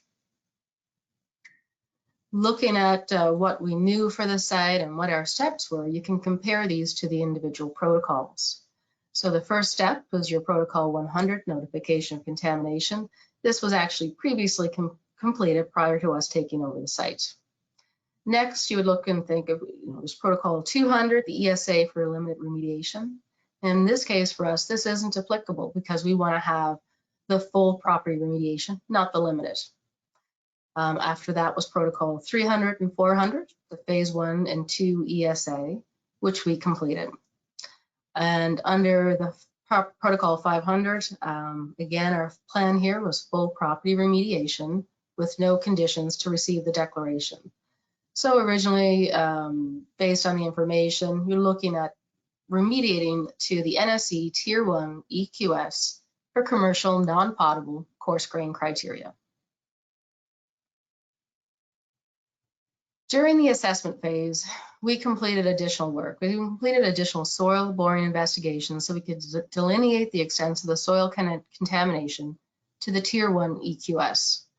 While doing this, we also completed a soil vapor investigation using the standards under the Atlantic Risk-Based Corrective Action for Impacted Sites Guidance for Vapor Intrusion. So again, this is the Atlantic Rebecca guidelines, which we can use in conjunction with the Nova Scotia regulations. When doing this, we realized, we worked through and received our soil vapor results, and they were below the applicable subslab vapor intrusion screening levels. With this, you can see that the soil vapor results concluded that the soil that exceeded the Tier 1 EQS did not pose a risk to the inhalation air exposure pathway. Therefore, we meet the requirements of an NSE Tier 2 unconditional closure. So this was a really good site in the sense that taking it from, what a lot of the standard approaches are of dig and dump, of, downstream oil and gas sites, but, doing the extra soil vapor investigation, delineations to the Tier 1 EQS, and being able to receive closure for the client, get the declaration that they received with less effort than a standard dig and dump. Another thing to note here is that the guidance for soil vapor and indoor air monitoring assessments can be used to support the development of the Tier 2 remediation levels. Now, this method is it's direct confirmatory measurements, so exposure pathways that show acceptable risk under this method are eligible for unconditional closure under either the limited remediation or full property remediation. So that is the end of my presentation and a very short site example. Is there any questions or anything anybody would like me to review again? You bet, Jennifer. Thank you very much. There is a couple of questions here, so I'll just ask them. From Jan, she is wondering if the remediation program is voluntary or mandatory. It is mandatory. And it's mandatory, and if you can see that at the beginning, that we do have a notification requirement, and it's a duty under the regulations. What you have an option on, in most cases, if you want to do a limited or full property. Okay, great, thank you. And Brett has a question. In your experience, what proportion of contaminated sites go the limited remediation route versus the full remediation route?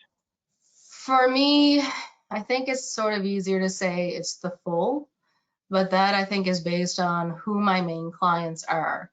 And a lot of my main clients are looking to transfer ownership of their properties. So going for that full property remediation is definitely the best way to do so. It's better for your sale. It's better for potential for getting questions and comments coming back to you from the ministry. I think that if you were working for somebody that still had the property, had a small spill, something a bit of a minor nature, where they were going to continue to work on this property year after year, you'd probably want to do the limited remediation. So again, based on my clients, I'm looking probably about a 90% on full. Okay. And then you might have mentioned this, but in the case study that you gave, what was the general time frame from start to finish for that project? For that one, it was actually a pretty quick one. Reminder that you are supposed to do the phase 2 ESA and the full property remediation within 180 days of the notification to the regulator, to the ministry. There are, of course, allowances and there's forms underneath if you need to do an extension. So you could do extension requests. Maybe there's timing is off based off of, you know, weather, contractors, whatever it may be. So it seems very restrictive. But it can be flexible. I think in that case, it was probably from start to finish. I mean, probably under a year. This was one we were working on under a bundle of sites. So if you were just focusing on that one site, getting the documentation, the phase 1 and 2 ESA plus the soil vapor, I think you could have done it relatively quickly. And the regulator actually is very responsive on documentation. So when you submit any of these reports, any of these forms and checklists that you have to do, they have a clock that they start, and they're very good at maintaining their time frame. Okay, great. And our next question is from Ada, I believe is how you say her name. In the case study, when it exceeded tier 1, why only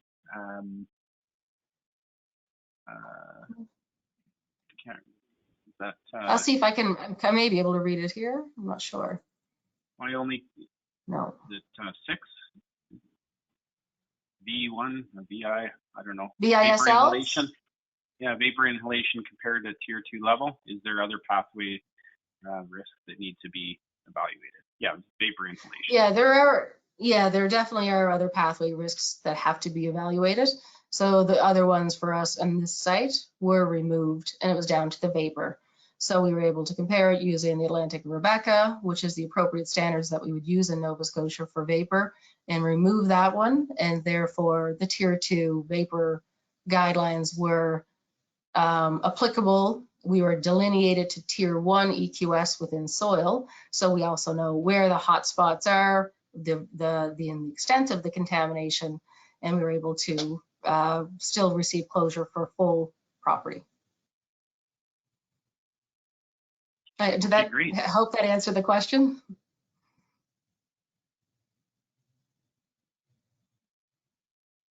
I think so. Okay. Well, if there are no more questions, I'd like to thank you for presenting. And I'm sure if anybody has any follow-up questions, they can chase you down somehow, some way. And we will just transition to our next talk. So thank you very much. Have a great day out there in Eastern Canada. Okay, thank you for having me. Have a good day. You bet. Take care.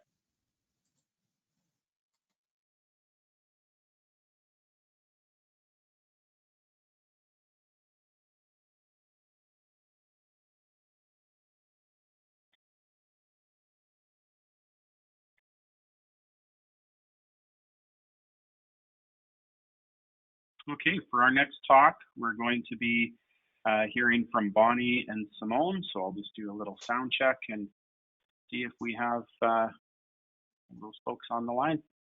Hi, Daryl. Can you hear me? It's Bonnie. Hi, Bonnie. We can hear you. I'm not quite sure what's going on with my webcam. It worked on Teams right before this, and so for some reason you can't see my face today, but can you see my screen? We can see a black screen. You can't see the presentation that you gave me access to present? Bonnie, I just made you a presenter. You may need to go. There we are. There we go. We can see it now. Okay. Do you see the full screen or do you see the presentation or the PowerPoint mode? We see the full presentation. Okay. I think you're good to go. Perfect. Awesome.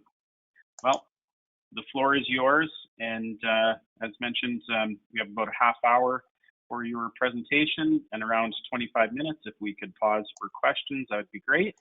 And for all of our attendees, just a reminder that you can use the questions feature in GoToWebinar to post your questions there. And I'm sure if you have questions, other people do as well too. So feel free to ask anything you like. And with that, we will hand it over to Bonnie. And where are you presenting from today, Bonnie? Are you in Edmonton? I'm in my office in Edmonton. Yep. Okay, great. Awesome. The floor is yours. Thanks, Daryl. Okay, thank you very much, everyone, for giving me the opportunity to be here today to present management of soil sterile and impacted sites. Some of you may have seen parts of this presentation before as we've presented at a couple of different venues, but it's the first time we've had the opportunity to present on the soil sterilants program at RemTech, so it's a pretty exciting opportunity for us. I like to start these presentations before I get into the nitty-gritty detail of the soil sterilants program and management of impacted sites.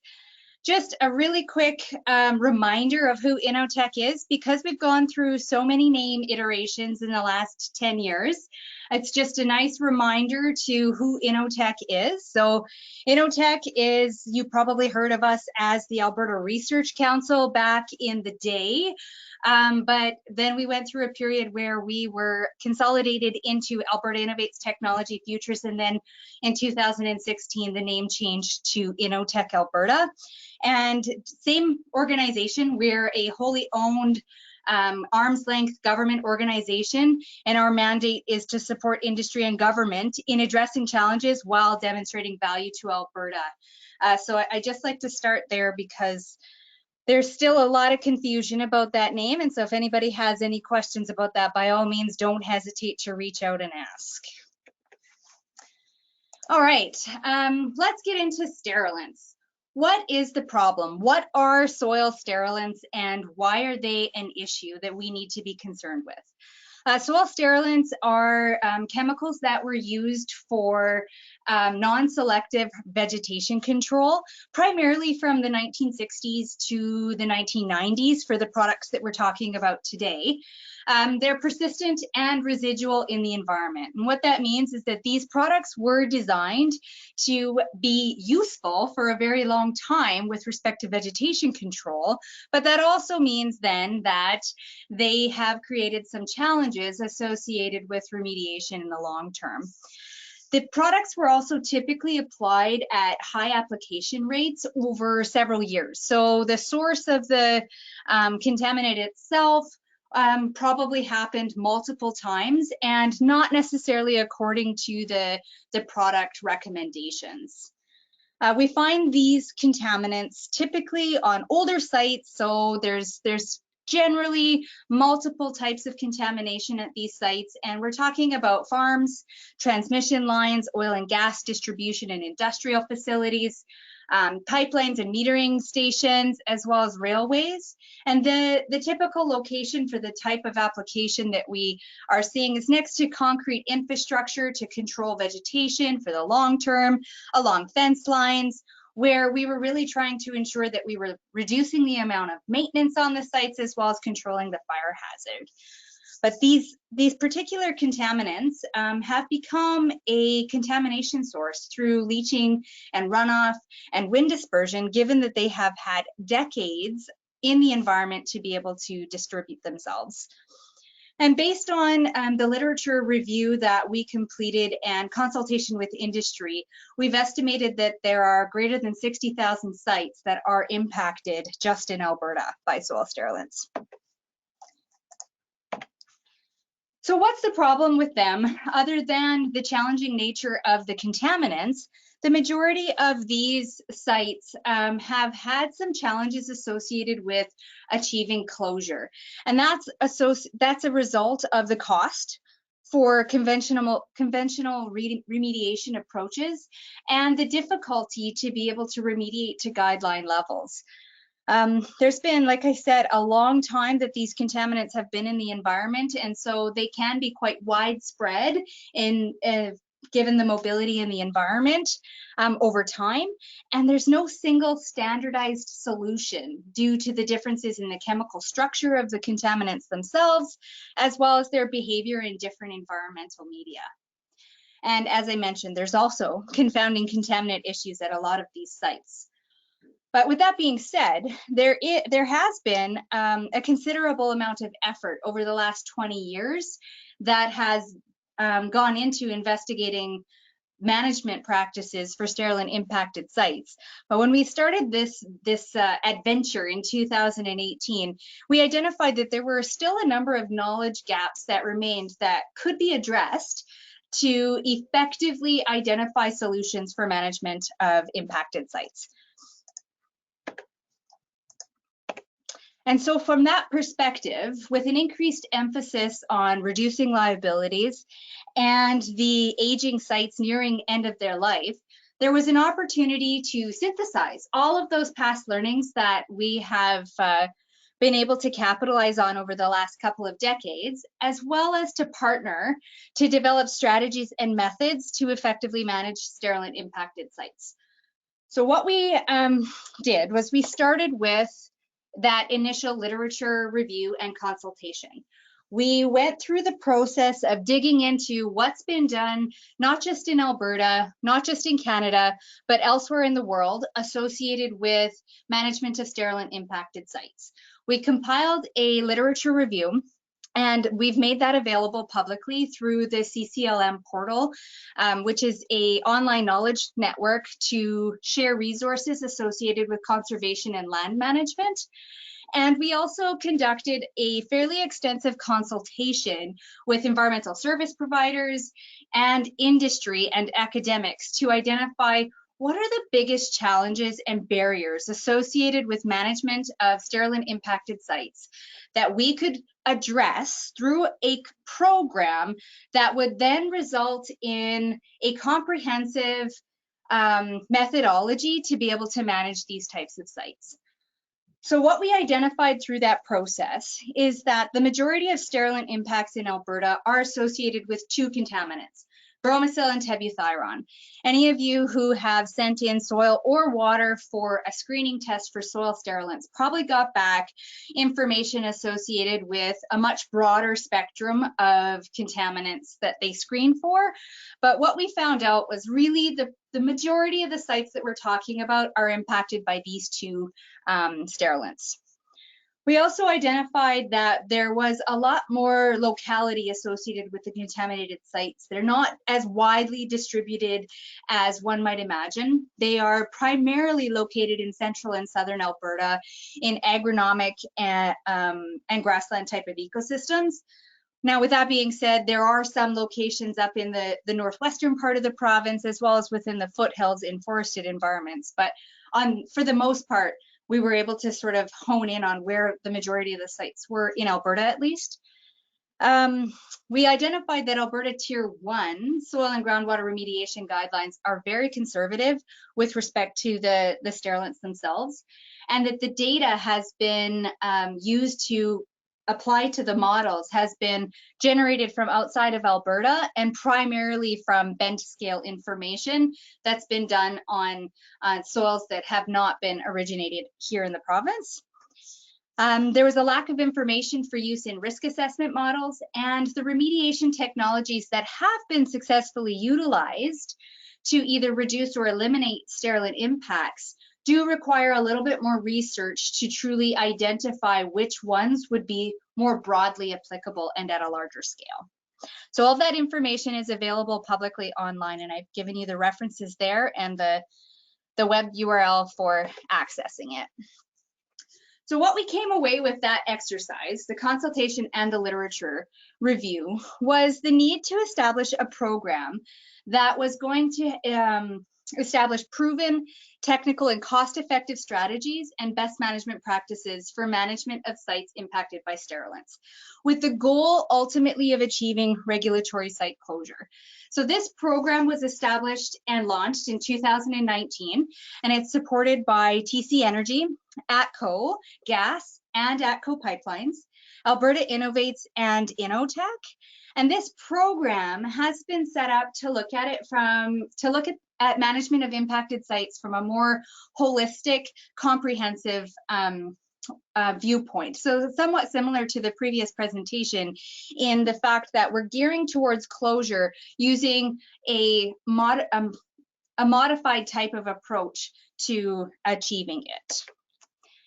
And how we're doing this program, how it's been set up to be executed, is through a joint industry project type of program.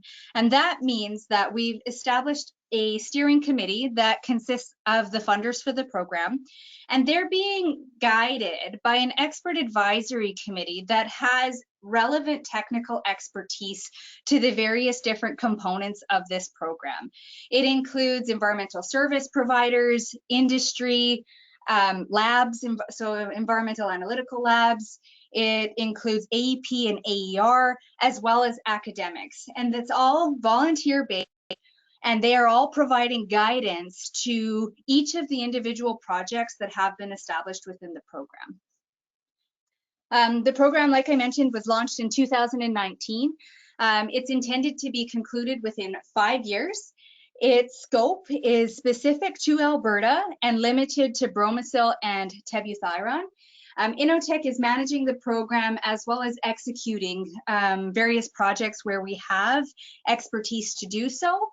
And we also are bringing in project service providers in areas where we don't have the expertise to be leading the projects. And so there's been an opportunity to be very inclusive with the program in terms of bringing in expertise where it makes more sense to do so. And so we have approximately a budget of $1.5 million over 5 years to execute a suite of projects that have been established to be able to achieve these outcomes. So what we did was we identified that the barriers to management of impacted sites really were related to 3 key areas: identification and delineation of the contaminants themselves at a site, whether or not those contaminants at that site are truly presenting any risk to the receptors, so a risk assessment and management related questions, and then remediation. When we have identified that yes, the contaminants are there, yes, they are posing a risk, what is the best mechanism to be able to deal with those contaminants?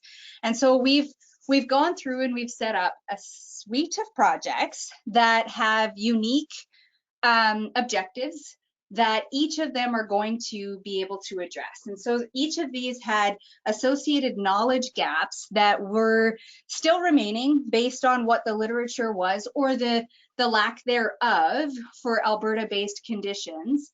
And we have progressed through to be able to have each of these projects completed independently, but also sharing information amongst them to ensure that we're going to have the most cost-effective and efficient delivery of the results.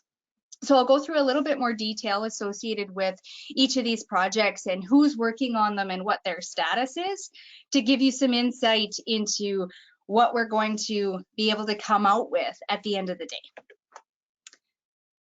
So right now, in 2019, we launched the first 3 projects. We were identified that there were a couple of them that we really needed some external support from expertise out there in the industry. And projects number 6 and 8 and 7 were awarded to Advisian in collaboration with BV Labs and the University of Guelph. And what they're doing in that project is really looking at sterilant-specific model input data for specific for Alberta. So what they've done to date in that particular project is evaluate the sensitivity analysis of the Tier 1 and Tier 2 models to focus laboratory experiments that could be conducted to narrow down those input parameters. So right now, the input parameters in a tier 2 type of risk assessment can range by orders of magnitude. And that's creating a very conservative approach to the risk assessment component, particularly for freshwater aquatic life and irrigation water. And so we are now going to be conducting a suite of experiments that are going to be led by BV Labs and Barry over in on the Ontario lab, with guidance from, of course, Advisian underneath of Aaron and Amy, and support from the University of Guelph to complete an estimate of the KOC values that will be input into the models themselves. And the experiments are going to concentrate on the half-life of the contaminants themselves, as well as then the metabolites. So Advisian has done a really great job of pulling together that sensitivity analysis and a review of the metabolites in the breakdown products. So not just evaluating the products as they existed in their original formulation, but what the potential metabolites might look like and what kind of risk those pose afterwards. These types of experiments can be pretty tricky, and so it took a while to get all of us in agreement on the experimental design, particularly with the inclusion of AEP and AER in those discussions, to ensure that the results that we get out of those experiments are going to be directly applicable from a policy and application perspective. So they're just getting started with those experiments now.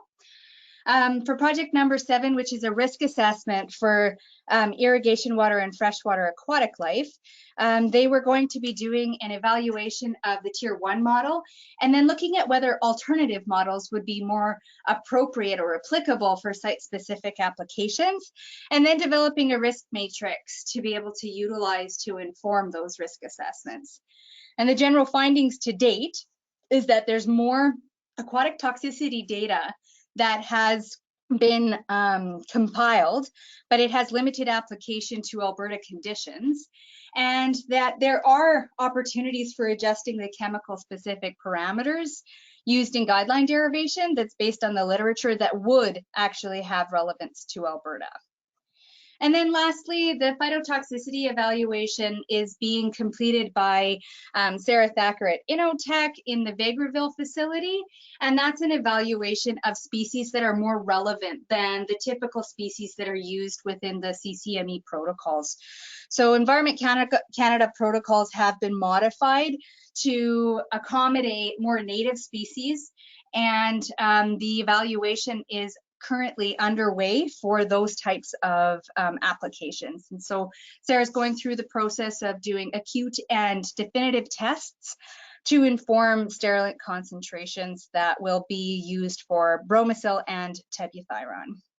And as I'm sure you can imagine, the results for native species don't happen quite as quickly as they do for agronomic species. And so the toxic effect needs to really be evaluated over time for these species as they grow and mature. And so the major modification to the Environment Canada protocols is really the duration of the tests. We have a suite of projects that are associated with identification and delineation. These projects are being executed by a number of service providers. Some launched earlier in this year and some launched more recently. We have projects that are going to be looking at the actual analysis of the media itself. So from a lab perspective, what's the most cost-effective and efficient methodology to be screening for these types of contaminants? So that's being completed by the analytical lab at InnoTech. We're also looking at sampling best practices. So anybody who has dealt with sterilants in the past is probably familiar with the 1995 manual that provides recommendations for sampling for sterilant impacted sites. And there's a lot of work that's been done since 1995 to update that to a more relevant best management practice for sampling impacted sites. And so Catherine Bessie and Tyrell Hensley from Tetra Tech are going to be pulling that project together. We're also evaluating bioaccessibility versus total concentrations of the contaminant itself. So one of the biggest things with things that are persistent in the environment is whether or not they're actually posing risk in terms of the total concentration within the soil or the water versus what's actually available to biological life. And so the University of Alberta, through an MSc project, is going to be evaluating whether or not we can quantify concentrations differently for bioavailability versus total concentrations. And lastly, field screening technologies, which is being executed by Vertex Environmental, not the one here in Alberta, to look at various different technologies that might be able to screen for sterilants in the field. That would be a pretty major change to be able to actually delineate while you go and really identify where your contaminants are without having to wait for lab analysis. And so that project was launched this year. That's an error there that it's to be determined soon. It's already launched. And then where we're at right now is essentially an evaluation of the remediation technologies. And so I'll go into this in a little bit more detail, but did want to point out that one of the biggest technologies that, or one of the most prevalent technologies that's been used to treat impacted sites has been activated carbon. So immobilization technologies for these particular contaminants have been the most popular over the long term.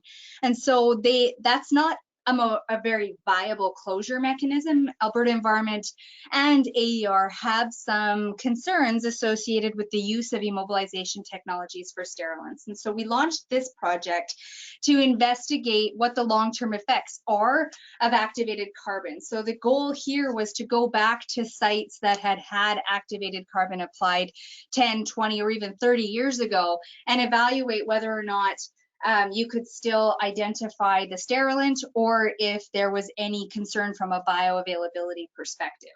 The goal here to be able to utilize immobilization technologies from a closure perspective.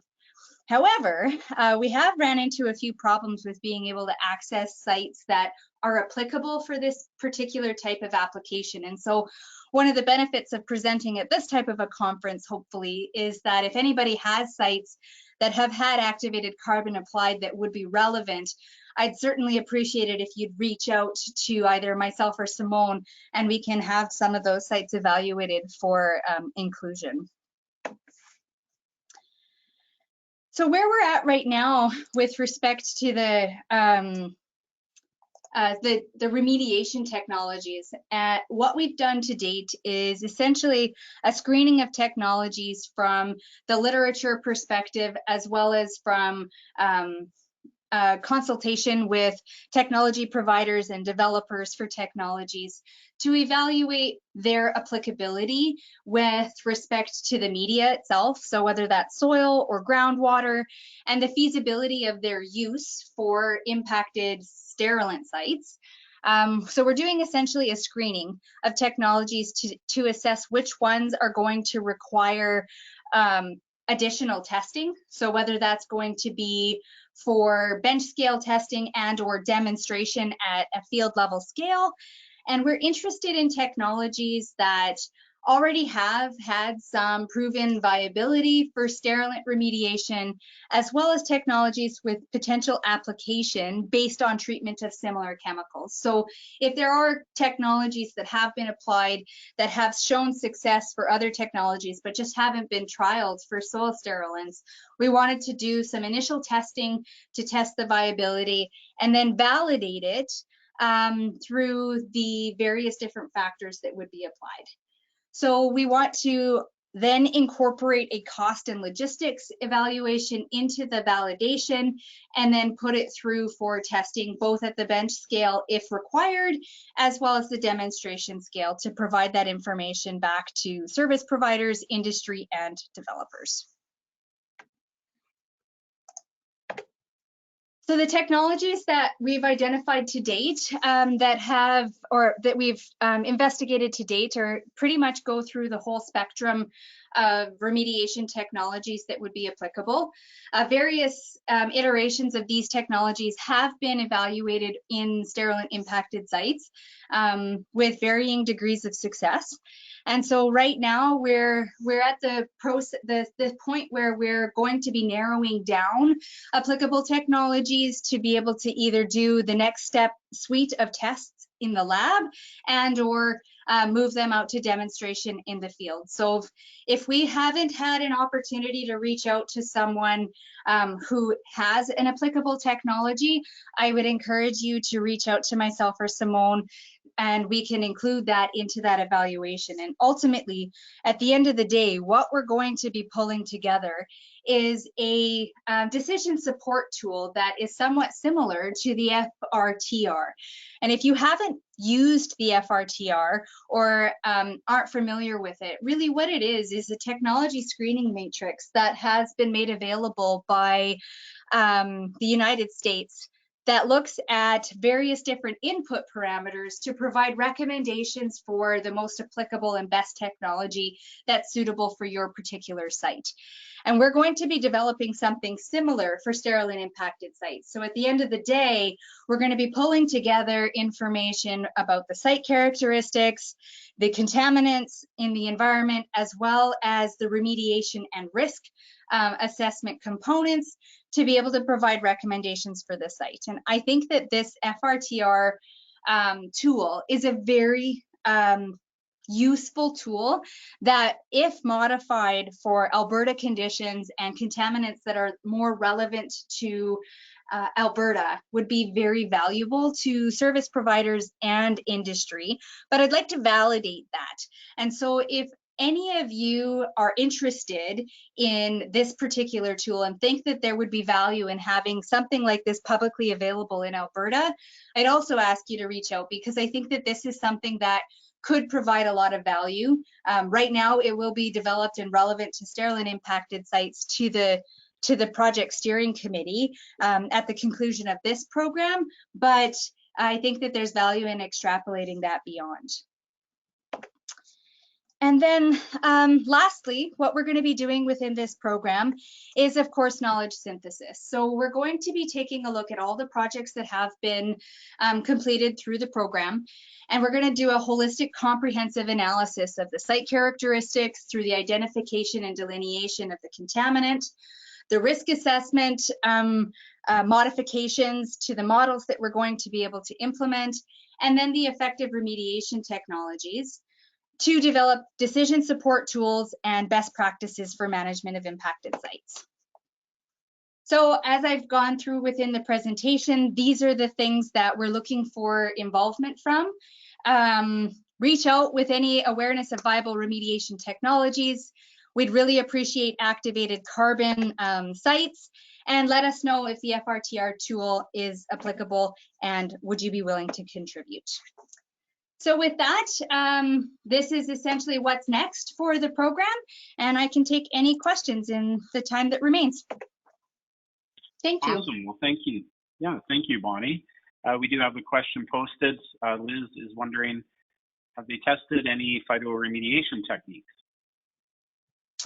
Well, soil sterilants and phytoremediation aren't necessarily two techniques that go hand in hand. I have actually been asked that before, but typically if it's toxic to a plant at a concentration, then phytoremediation isn't going to be the best remediation technology to apply. But if they do, if they have experience with something else that is relevant that they think would be viable, by all means, let me know. I haven't come across a successful phytoremediation project yet. Okay, great. And just curious, what got you interested in this type of work? That's a great question. Catherine Bessie, 100%. It was all a result of Catherine Bessie and Monica Brightwell. Catherine, in case you don't know her, she's semi-retired now, and she had spent so many years doing research with soil sterilants, and she was hoping to pass the baton. And so I was the lucky recipient to receive that baton. Awesome. Yes, I do know Catherine. She interviewed me for my first ever job, and I completely bombed a technical question not related to sterilants, and I'm surprised that she still hired me, but very thankful that she did. So that's awesome. Excellent. Well, we are at our time, so thank you both for putting this presentation together, and Bonnie for delivering it. Really appreciate it, and their contact information for both Simone and Bonnie is up on the screen, and I'm sure you can find them somehow, some way through various social media channels as well too. So encourage you to reach out with any questions, and thank you once again. Thanks. No problem. Excellent. Well, have a great day. Thank you. You too.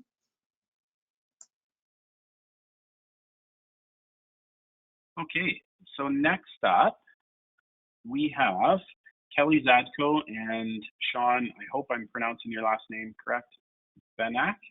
And the title of the presentation is Orphan Well Association Site View Implementation, Data Management, and ARO. And I think we can see your screen. It says Microsoft Outlook is loading.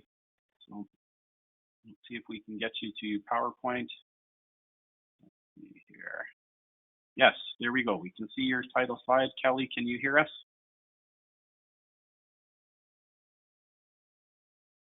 Yeah, I can hear you, Daryl. Excellent. And you're going to be leading off the presentation? Yeah, I'll start us off today. Okay, well, thank you very much. And the floor is yours. Sure. How come my camera's not on? Oh, here we go. There we go. Hi, everyone. So good morning, and thank you for joining Sean and I today. Today, we're going to go over the Orphan Well Association Site View Implementation and Data Management and ARO presentation. So as my name states, brace yourself, another PowerPoint presentation, and unfortunately winter is coming, but to get started, I'll give you a little bit of a background. So North Shore was contacted by the Orphan Well Association in July of 2019 to implement SiteView, and today we'll be providing an overview of the data challenges, workflow, and key elements in the OWA program. The OWA has taken an industry-leading approach to managing liability and tracking of remediation, reclamation, pipeline decommissioning. We will show you guys how the OWA is tracking asset retirement obligation, downhole abandonments, decommissioning, reclamation, remediation, and pipelines. We will also showcase how they are sharing this data with their consultants and ultimately the public. So just for a little bit of history, the Orphan Well Association was established in 2001 and started operations in 2002. They're funded primarily by industry and are responsible to close wells, facilities, and pipelines that do not have a solvent and responsible owner to protect people and the environment. So since 2002, the OWA's inventory and work completed has been steadily increasing. The tables here show a more recent snapshot of that. In 2015, the OWA inventory consisted of 705 wells for abandonment, 730 pipeline segments for abandonment, and 451 sites for reclamation. So as of earlier this month, the OWA had over 2,500 wells in their inventory for abandonment, close to 3,500 pipeline segments for abandonment, and over 3,500 sites for reclamation. So as this inventory has increased, so has the amount of work completed each year, as well as the expenditures. And these expenditures from 2015 to date have included a 20-fold increase in well abandonment expenditures and a 7-fold increase in overall total expenditures. So to accommodate the increase in inventory and required expenditures, the OWA has received a number of repayable loans over the last few years. In 2017, they received a $235 million stage loan from the provincial government, while in 2020, they received an additional $100 million loan from the provincial government and a $200 million loan from the federal government. So due to the acceleration of work and these increased budgets, a need for a streamlined data and project management system was required. So while Kelly and I have completed numerous implementations for a number of different oil and gas companies, the OWA is quite a bit different in that we have sites incoming from the AER through turnover letters and emergency protection orders. They're also utilizing SiteView to track downhole abandonment work and statuses, and they're also required to track individual pipeline segments. So the scope of the project included a full historical data review. This included an access database and numerous spreadsheets, requirements gathering with each individual group and the executive team, workflow and process coordination and development, SiteView configuration, data conversion, mapping, and migration, QA/QC of the data, custom report development, security setup, user acceptance testing, as well as training and rollout. So part of the implementation process involves reviewing any and all historical data, deciding on what's relevant and required going forward, and converting all of that data to a consistent logical format for future usage. Historically, the OWA utilized an Access database. That Access database was designed in-house, and it was utilized to track their inventory, their work completed, their planned work, and their expenditures. So given the length of time that the database was used for, challenges were present related to the volume of data, data relationships and database structure, data consistency, and converting all of that data for future use. Additionally, all of their licenses and access were tracked on a license by license basis. So for downhole work, tracking assets on that kind of a basis isn't an issue. You go in, you abandon a well, you update its status. However, for leases that have facilities with wells on them, or leases that contain multiple wells, having an overarching site record is substantially more efficient for tracking reclamation and remediation work, as well as for tracking full decommissioning work. Additionally, the Access database was unable to meet all of the coordinators' needs at the time. It met most of them, but there was still a need for them to have individual spreadsheets within each group. So what we needed to do was review and analyze all those spreadsheets and incorporate all of that spreadsheet data with the Access database data.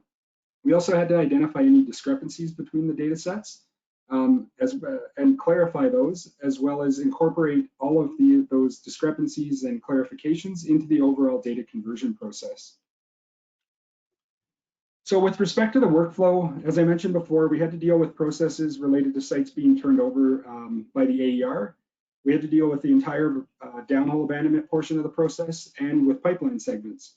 So the general overarching workflow for sites being turned over for abandonment and reclamation is shown in this slide here.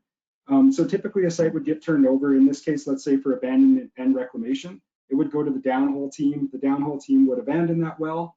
It would get flipped over to decom to remove any surface equipment, maybe some shacks, tanks, maybe a pump jack. Once everything's done there, it gets flipped over to the reclamation team where they can carry out their phase 1, phase 2, the entire reclamation life cycle until they get a rec cert. So going into it, we knew that there was going to be some nuances, but as we delved a little bit deeper into things and looking into the reporting requirements and some of the nuances that aren't typically seen with conventional oil and gas companies, our workflow turned into something that looked a little bit more like this. So it became substantially more complex, but it was still manageable. This diagram here doesn't cover off all the potential exceptions that we identified. So those were recorded separately in separate documents and passed out to everybody. But initially, when we looked at incorporating all those exceptions, this workflow diagram just became so unmanageable that we couldn't make it work with all those exceptions. And going from tracking licenses on an individual basis to a site-by-site basis required the development of a naming convention system. So we had discussions with each group, and the following naming conventions were developed. So for single wells, we put the surface location as the site name, followed by the well modifier in brackets. For single well directional drills, we put the surface location with the bottom hole location in brackets. For multi-wells, we just put the surface location with multi in brackets.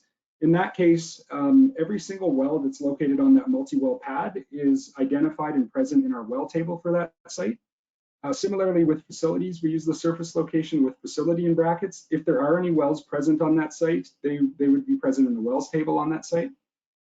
For spills, we put the actual surface location of the spill followed by spill in brackets. And for pipeline segments, we put the pipeline license number followed by the segment number with PL in brackets. So why site view? So as Sean mentioned previously, the OWA used an Access database to house information, but it was just that, an Access database. So site view is a tool that allows for project management and data management. It allows users to group projects and sites by program elements for ease of reporting and access. It's fully configurable to user groups and allows for user profiles so that field users only need to see what they want, and office users have a suite of folders and tools to use. It also has a security piece that allows users in the office to assign sites to consultants and field users to limit them to see only things that they need. It allows for streamlined workflows from abandonment to decommissioning and to RemRec. It has a powerful ability to allow the user to organize sites by specific parameters and allows for automated reporting. Another reason SiteView was the data management platform of choice was its accessibility. So SiteView is now hosted as a software as a service, which is called SaaS, and it's on the cloud. So users can log in anywhere there is internet access. Here is an example of the organizational and project management piece of SiteView. As you can see, I've grouped the sites by OWA coordinator. And when I expanded Allison, you can see the consultant she currently has assigned working for her. And then if you were to expand it more, you could see how many phase 1, phase 2s, and so on were assigned to each particular consultant. In this next slide, I've grouped the sites by OWA coordinator and job phase. And in this case, you can see that Allison is currently managing 155 phase 1 sites. The user has the ability to group the sites by any parameter or field within SiteView. So if you wanted to group your sites by field, coordinator, consultant, and work scope, you could do that at your fingertips. And as the sites flow from phase 1 to phase 2, the grouping stays intact, so the sites flow naturally from one folder to the other without having to upgrade the grouping. So here's an example of the folder structure and layout of SiteView. As you can see, we collect data in the general section that's high level, including site name, contact information, consultant assigned to the site, coordinator, field, projects type and status. And then we move into more detailed data, including site components, which houses the surface location information, landowner information, and correspondence, well information, and estimated liability. Then we get into inspections, pipeline details, environmental information, jobs, activities, and then finally attachments. One of the most important details is the surface location information under the site components folder. We track both the individual surface location and the landowner contact information, including the correspondence. We track surface location information, including the location type, name, legal survey type, license number, MSL, LOC, and any alternative disposition types. We also track whether that disposition is tied to the main disposition location. We track the access type, land classification, original land use, and access directions. We also track relevant rental information, including any Surface Rights Board payments, surface lease date, rental amounts, and expiry date. We also house overlap information, including the operator name, the contact, the status of the overlap, contract land company that was involved, and any other comments. We also track the landowner contact information and correspondence. So this next slide shows an example of what the correspondence folder looks like. And as you can see, all users can see the person that last contacted the landowner, the method of communication, the date. And we have the details on the far right, and they've been hidden for privacy issues. I have also the ability to highlight all the sites that I'm working on. So for example, if I was working on those 155 phase 1 sites, I could highlight them and go to my multi-site report screen and pull this landowner report, where I can quickly obtain the relevant landowner contact information for each site, the corresponding lat longs, so that I can map the location. And this information can easily be given to a field user to go contact the landowners and then access the site. The assessments folder is utilized to house environmental history of the site. It contains information such as the assessment type, pass or fail, report submit date, and summary and recommendations. Here's an example of the assessment folder and the type of data it contains. So as you can see here, we have a phase 1 that was completed that failed, a phase 2 that had passed, and then we move into surface reclamation and then the detailed site assessment.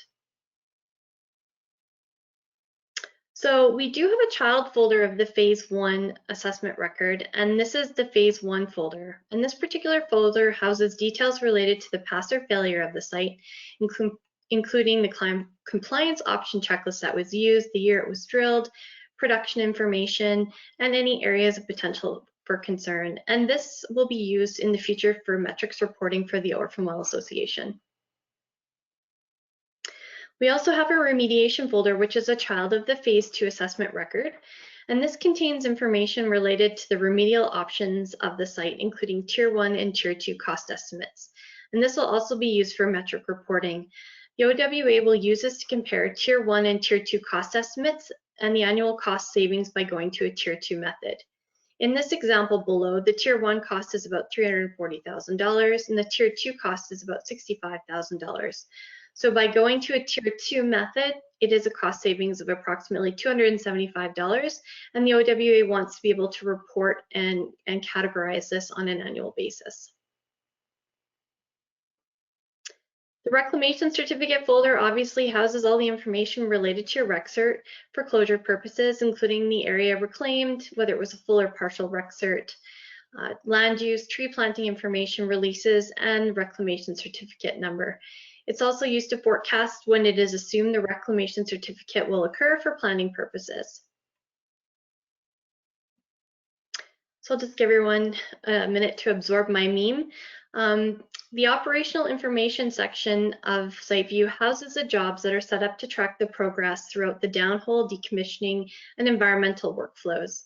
It contains job commitments, ongoing activities, associated job field costs. The job also houses the relevant AFE and cost coding information.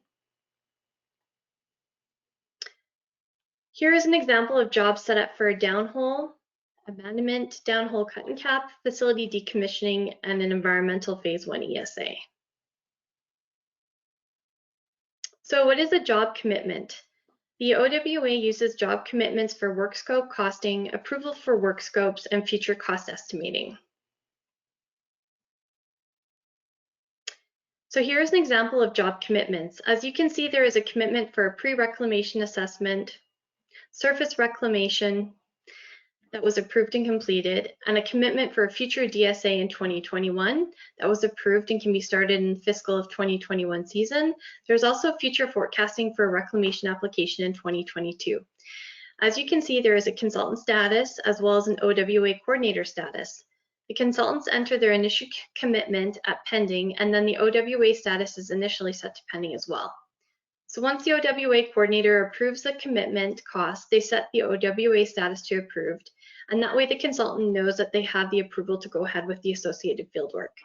Once a consultant eventually completes that associated fieldwork, they then set that commitment to completed. So activity reports. Activity reports are used to track field and reporting activity associated with the project phases. Activities folder track the date and summary of work that occurs.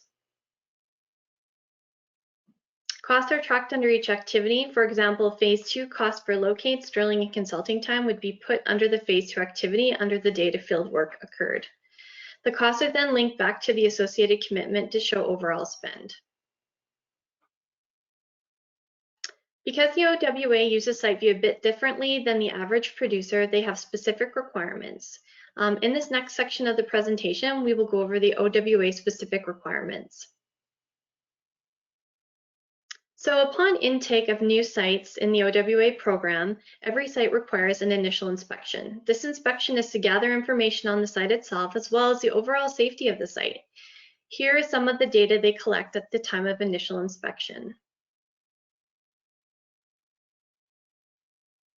And then this is an example of what the inspection folder looks like.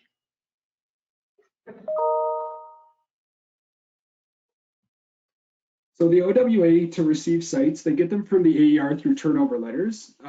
These tell the OWA which licenses they're responsible for, as well as if they're responsible for abandonment, reclamation, or both abandonment and reclamation for each license. So in SiteView, every turnover letter is tracked by license and by type. So in this example shown here, we have 2 wells on a multi-well pad. They were both turned over for abandonment and reclamation in April of 2020. We also have a need to track environmental protection orders. So these orders are issued under sections 140 and 241 of the Environmental Protection and Enhancement Act and are required for the OWA to be able to legally complete reclamation work. In SiteView, every EPO is tracked by license. In the example shown, we have 2 wells on a multi-well pad, each falling under the same EPO issued in April of 2020. For sites requiring reclamation that do not have an EPO, a status of waiting on EPO is utilized, which aids in identifying sites that the OWA needs to request EPOs on from the AER. The OWA is also required to track all of their estimated liability associated with each well, facility, and pipelines within their program. They need to do this from an abandonment, decommissioning, and reclamation remediation standpoint. So when new sites are imported, baseline values are utilized, and these values are updated throughout the life cycle of a site as new data and information becomes available. For multi-well pads, total overall well abandonment liability is present in the main liability table, but each individual well has its own associated liability present in a child contributing well table.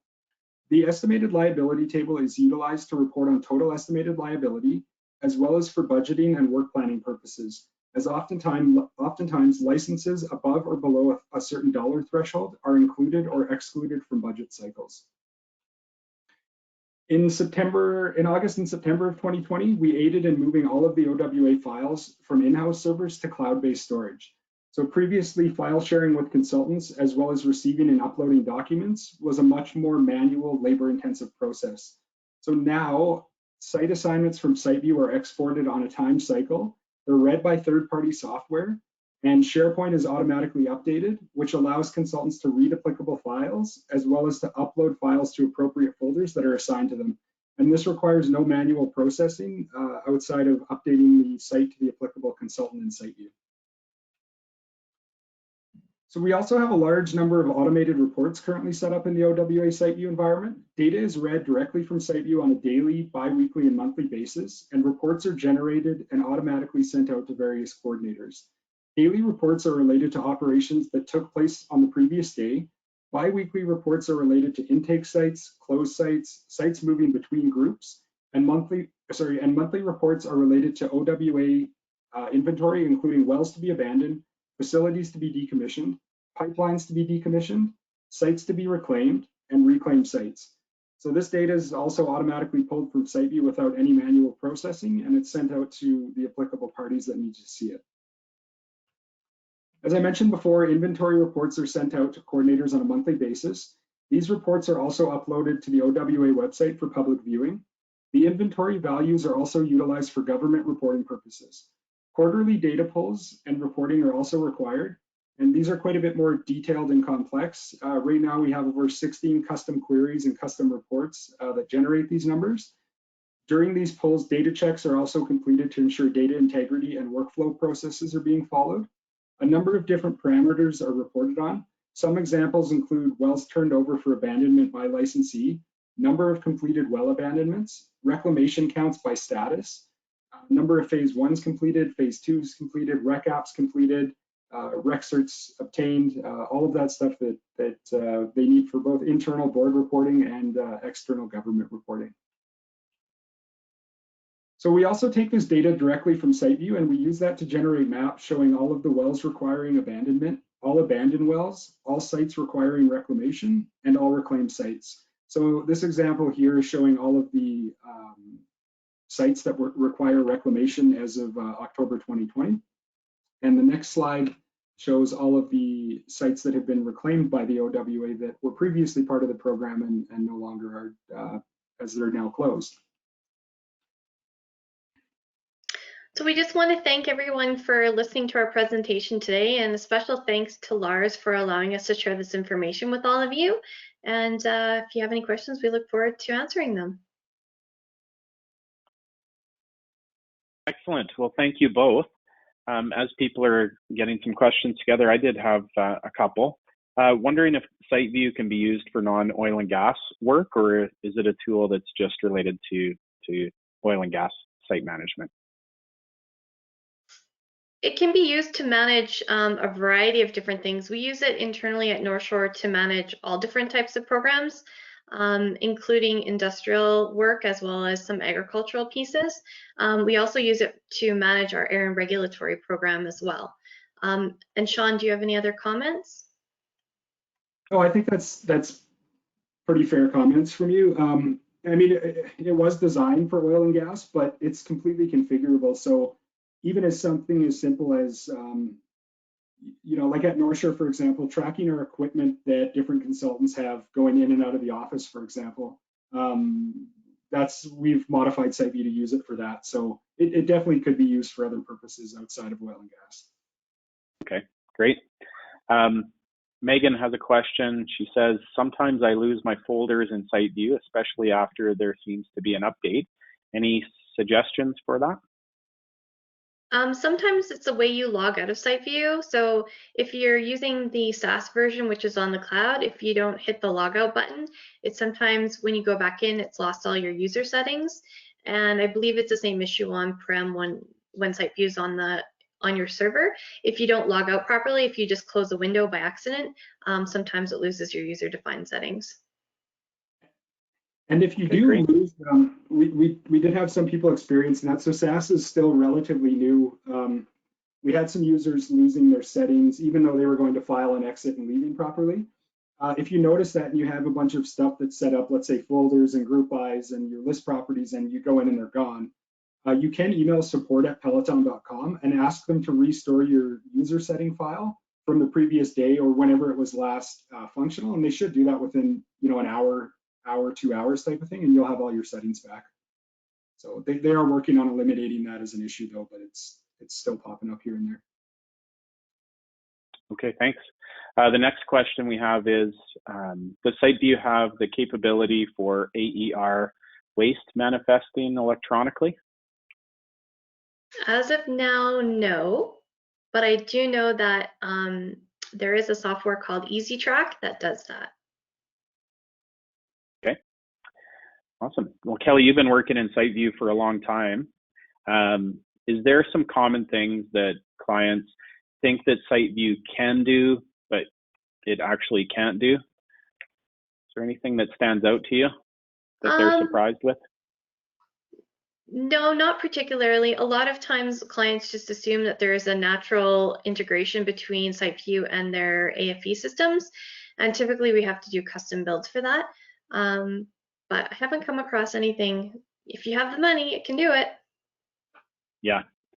It was interesting to see that there's integration with SharePoint. I wasn't aware of that. That's probably a pretty neat feature. Yeah, and that's custom built that we have. The data gets exported from Site View and read by a third-party system that we developed to automatically push those permissions into SharePoint. Okay. And it's now cloud-based, so it can be accessed from any device, anywhere. Is that the idea? Yeah, and their Site View or Peloton is currently working on some apps. We're hoping to see a cost tracking app in the future where you just have the app on your phone, you enter your field tickets on your phone, and it gets uploaded to Site View. So definitely we'll all be waiting for something as nice as that when we're out in the field. Yeah. So if a person is out in the field and there's no cell connection, are you able to enter in information, and then once you're connected to Wi-Fi and the network, will it upload? Or... I imagine that's what the app would do. Yes. Yeah. Okay. Right now, if they don't have access, you can use, there's a sync function right now where you would have Site View installed locally on your computer, enter in all your data, and then when you have internet connection, hit sync, and it'll fire all that data back to the main database. Okay. And Margot has a question. Is there potential for tying it into One Stop? Well, that depends if AER gets on board or not.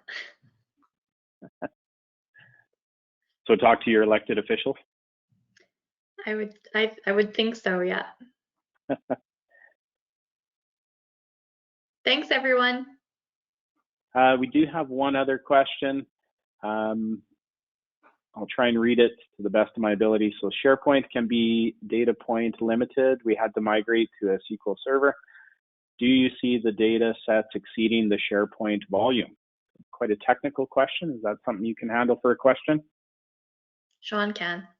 So we had to use a structure of having so we have very little to no metadata associated with our individual sites. So the folder structure that we have is by licensee. So within each of those licensee folders, by grouping using licensees, we were able to get each individual section down to a low enough number that allowed us to still utilize SharePoint. If we had tried to just throw all the folders in one main folder, that wasn't going to work. So we did need to figure out a way to distinguish and group them. And that was the method that we used, was to break them apart by well files and then into licensee and then into their individual sites themselves. And we were able to, we never had any issues in terms of running into numbers using that method. And I don't think we will in the future. Okay, well, that puts us at time. So thank you to Kelly and Sean for presenting our last topic before lunch. So we had well over 130 people attending these sessions. So thanks again to all the presenters, and for all of you attendees, you're now free to enjoy your lunch. We won't hold you back any further, and enjoy the rest of the conference. And thanks again to our sponsors. For this session, it was Chemco, so please check out the sponsor tab in the RemTech website and try and give them some support if you can. So take care, everybody, and enjoy your lunch. Bye.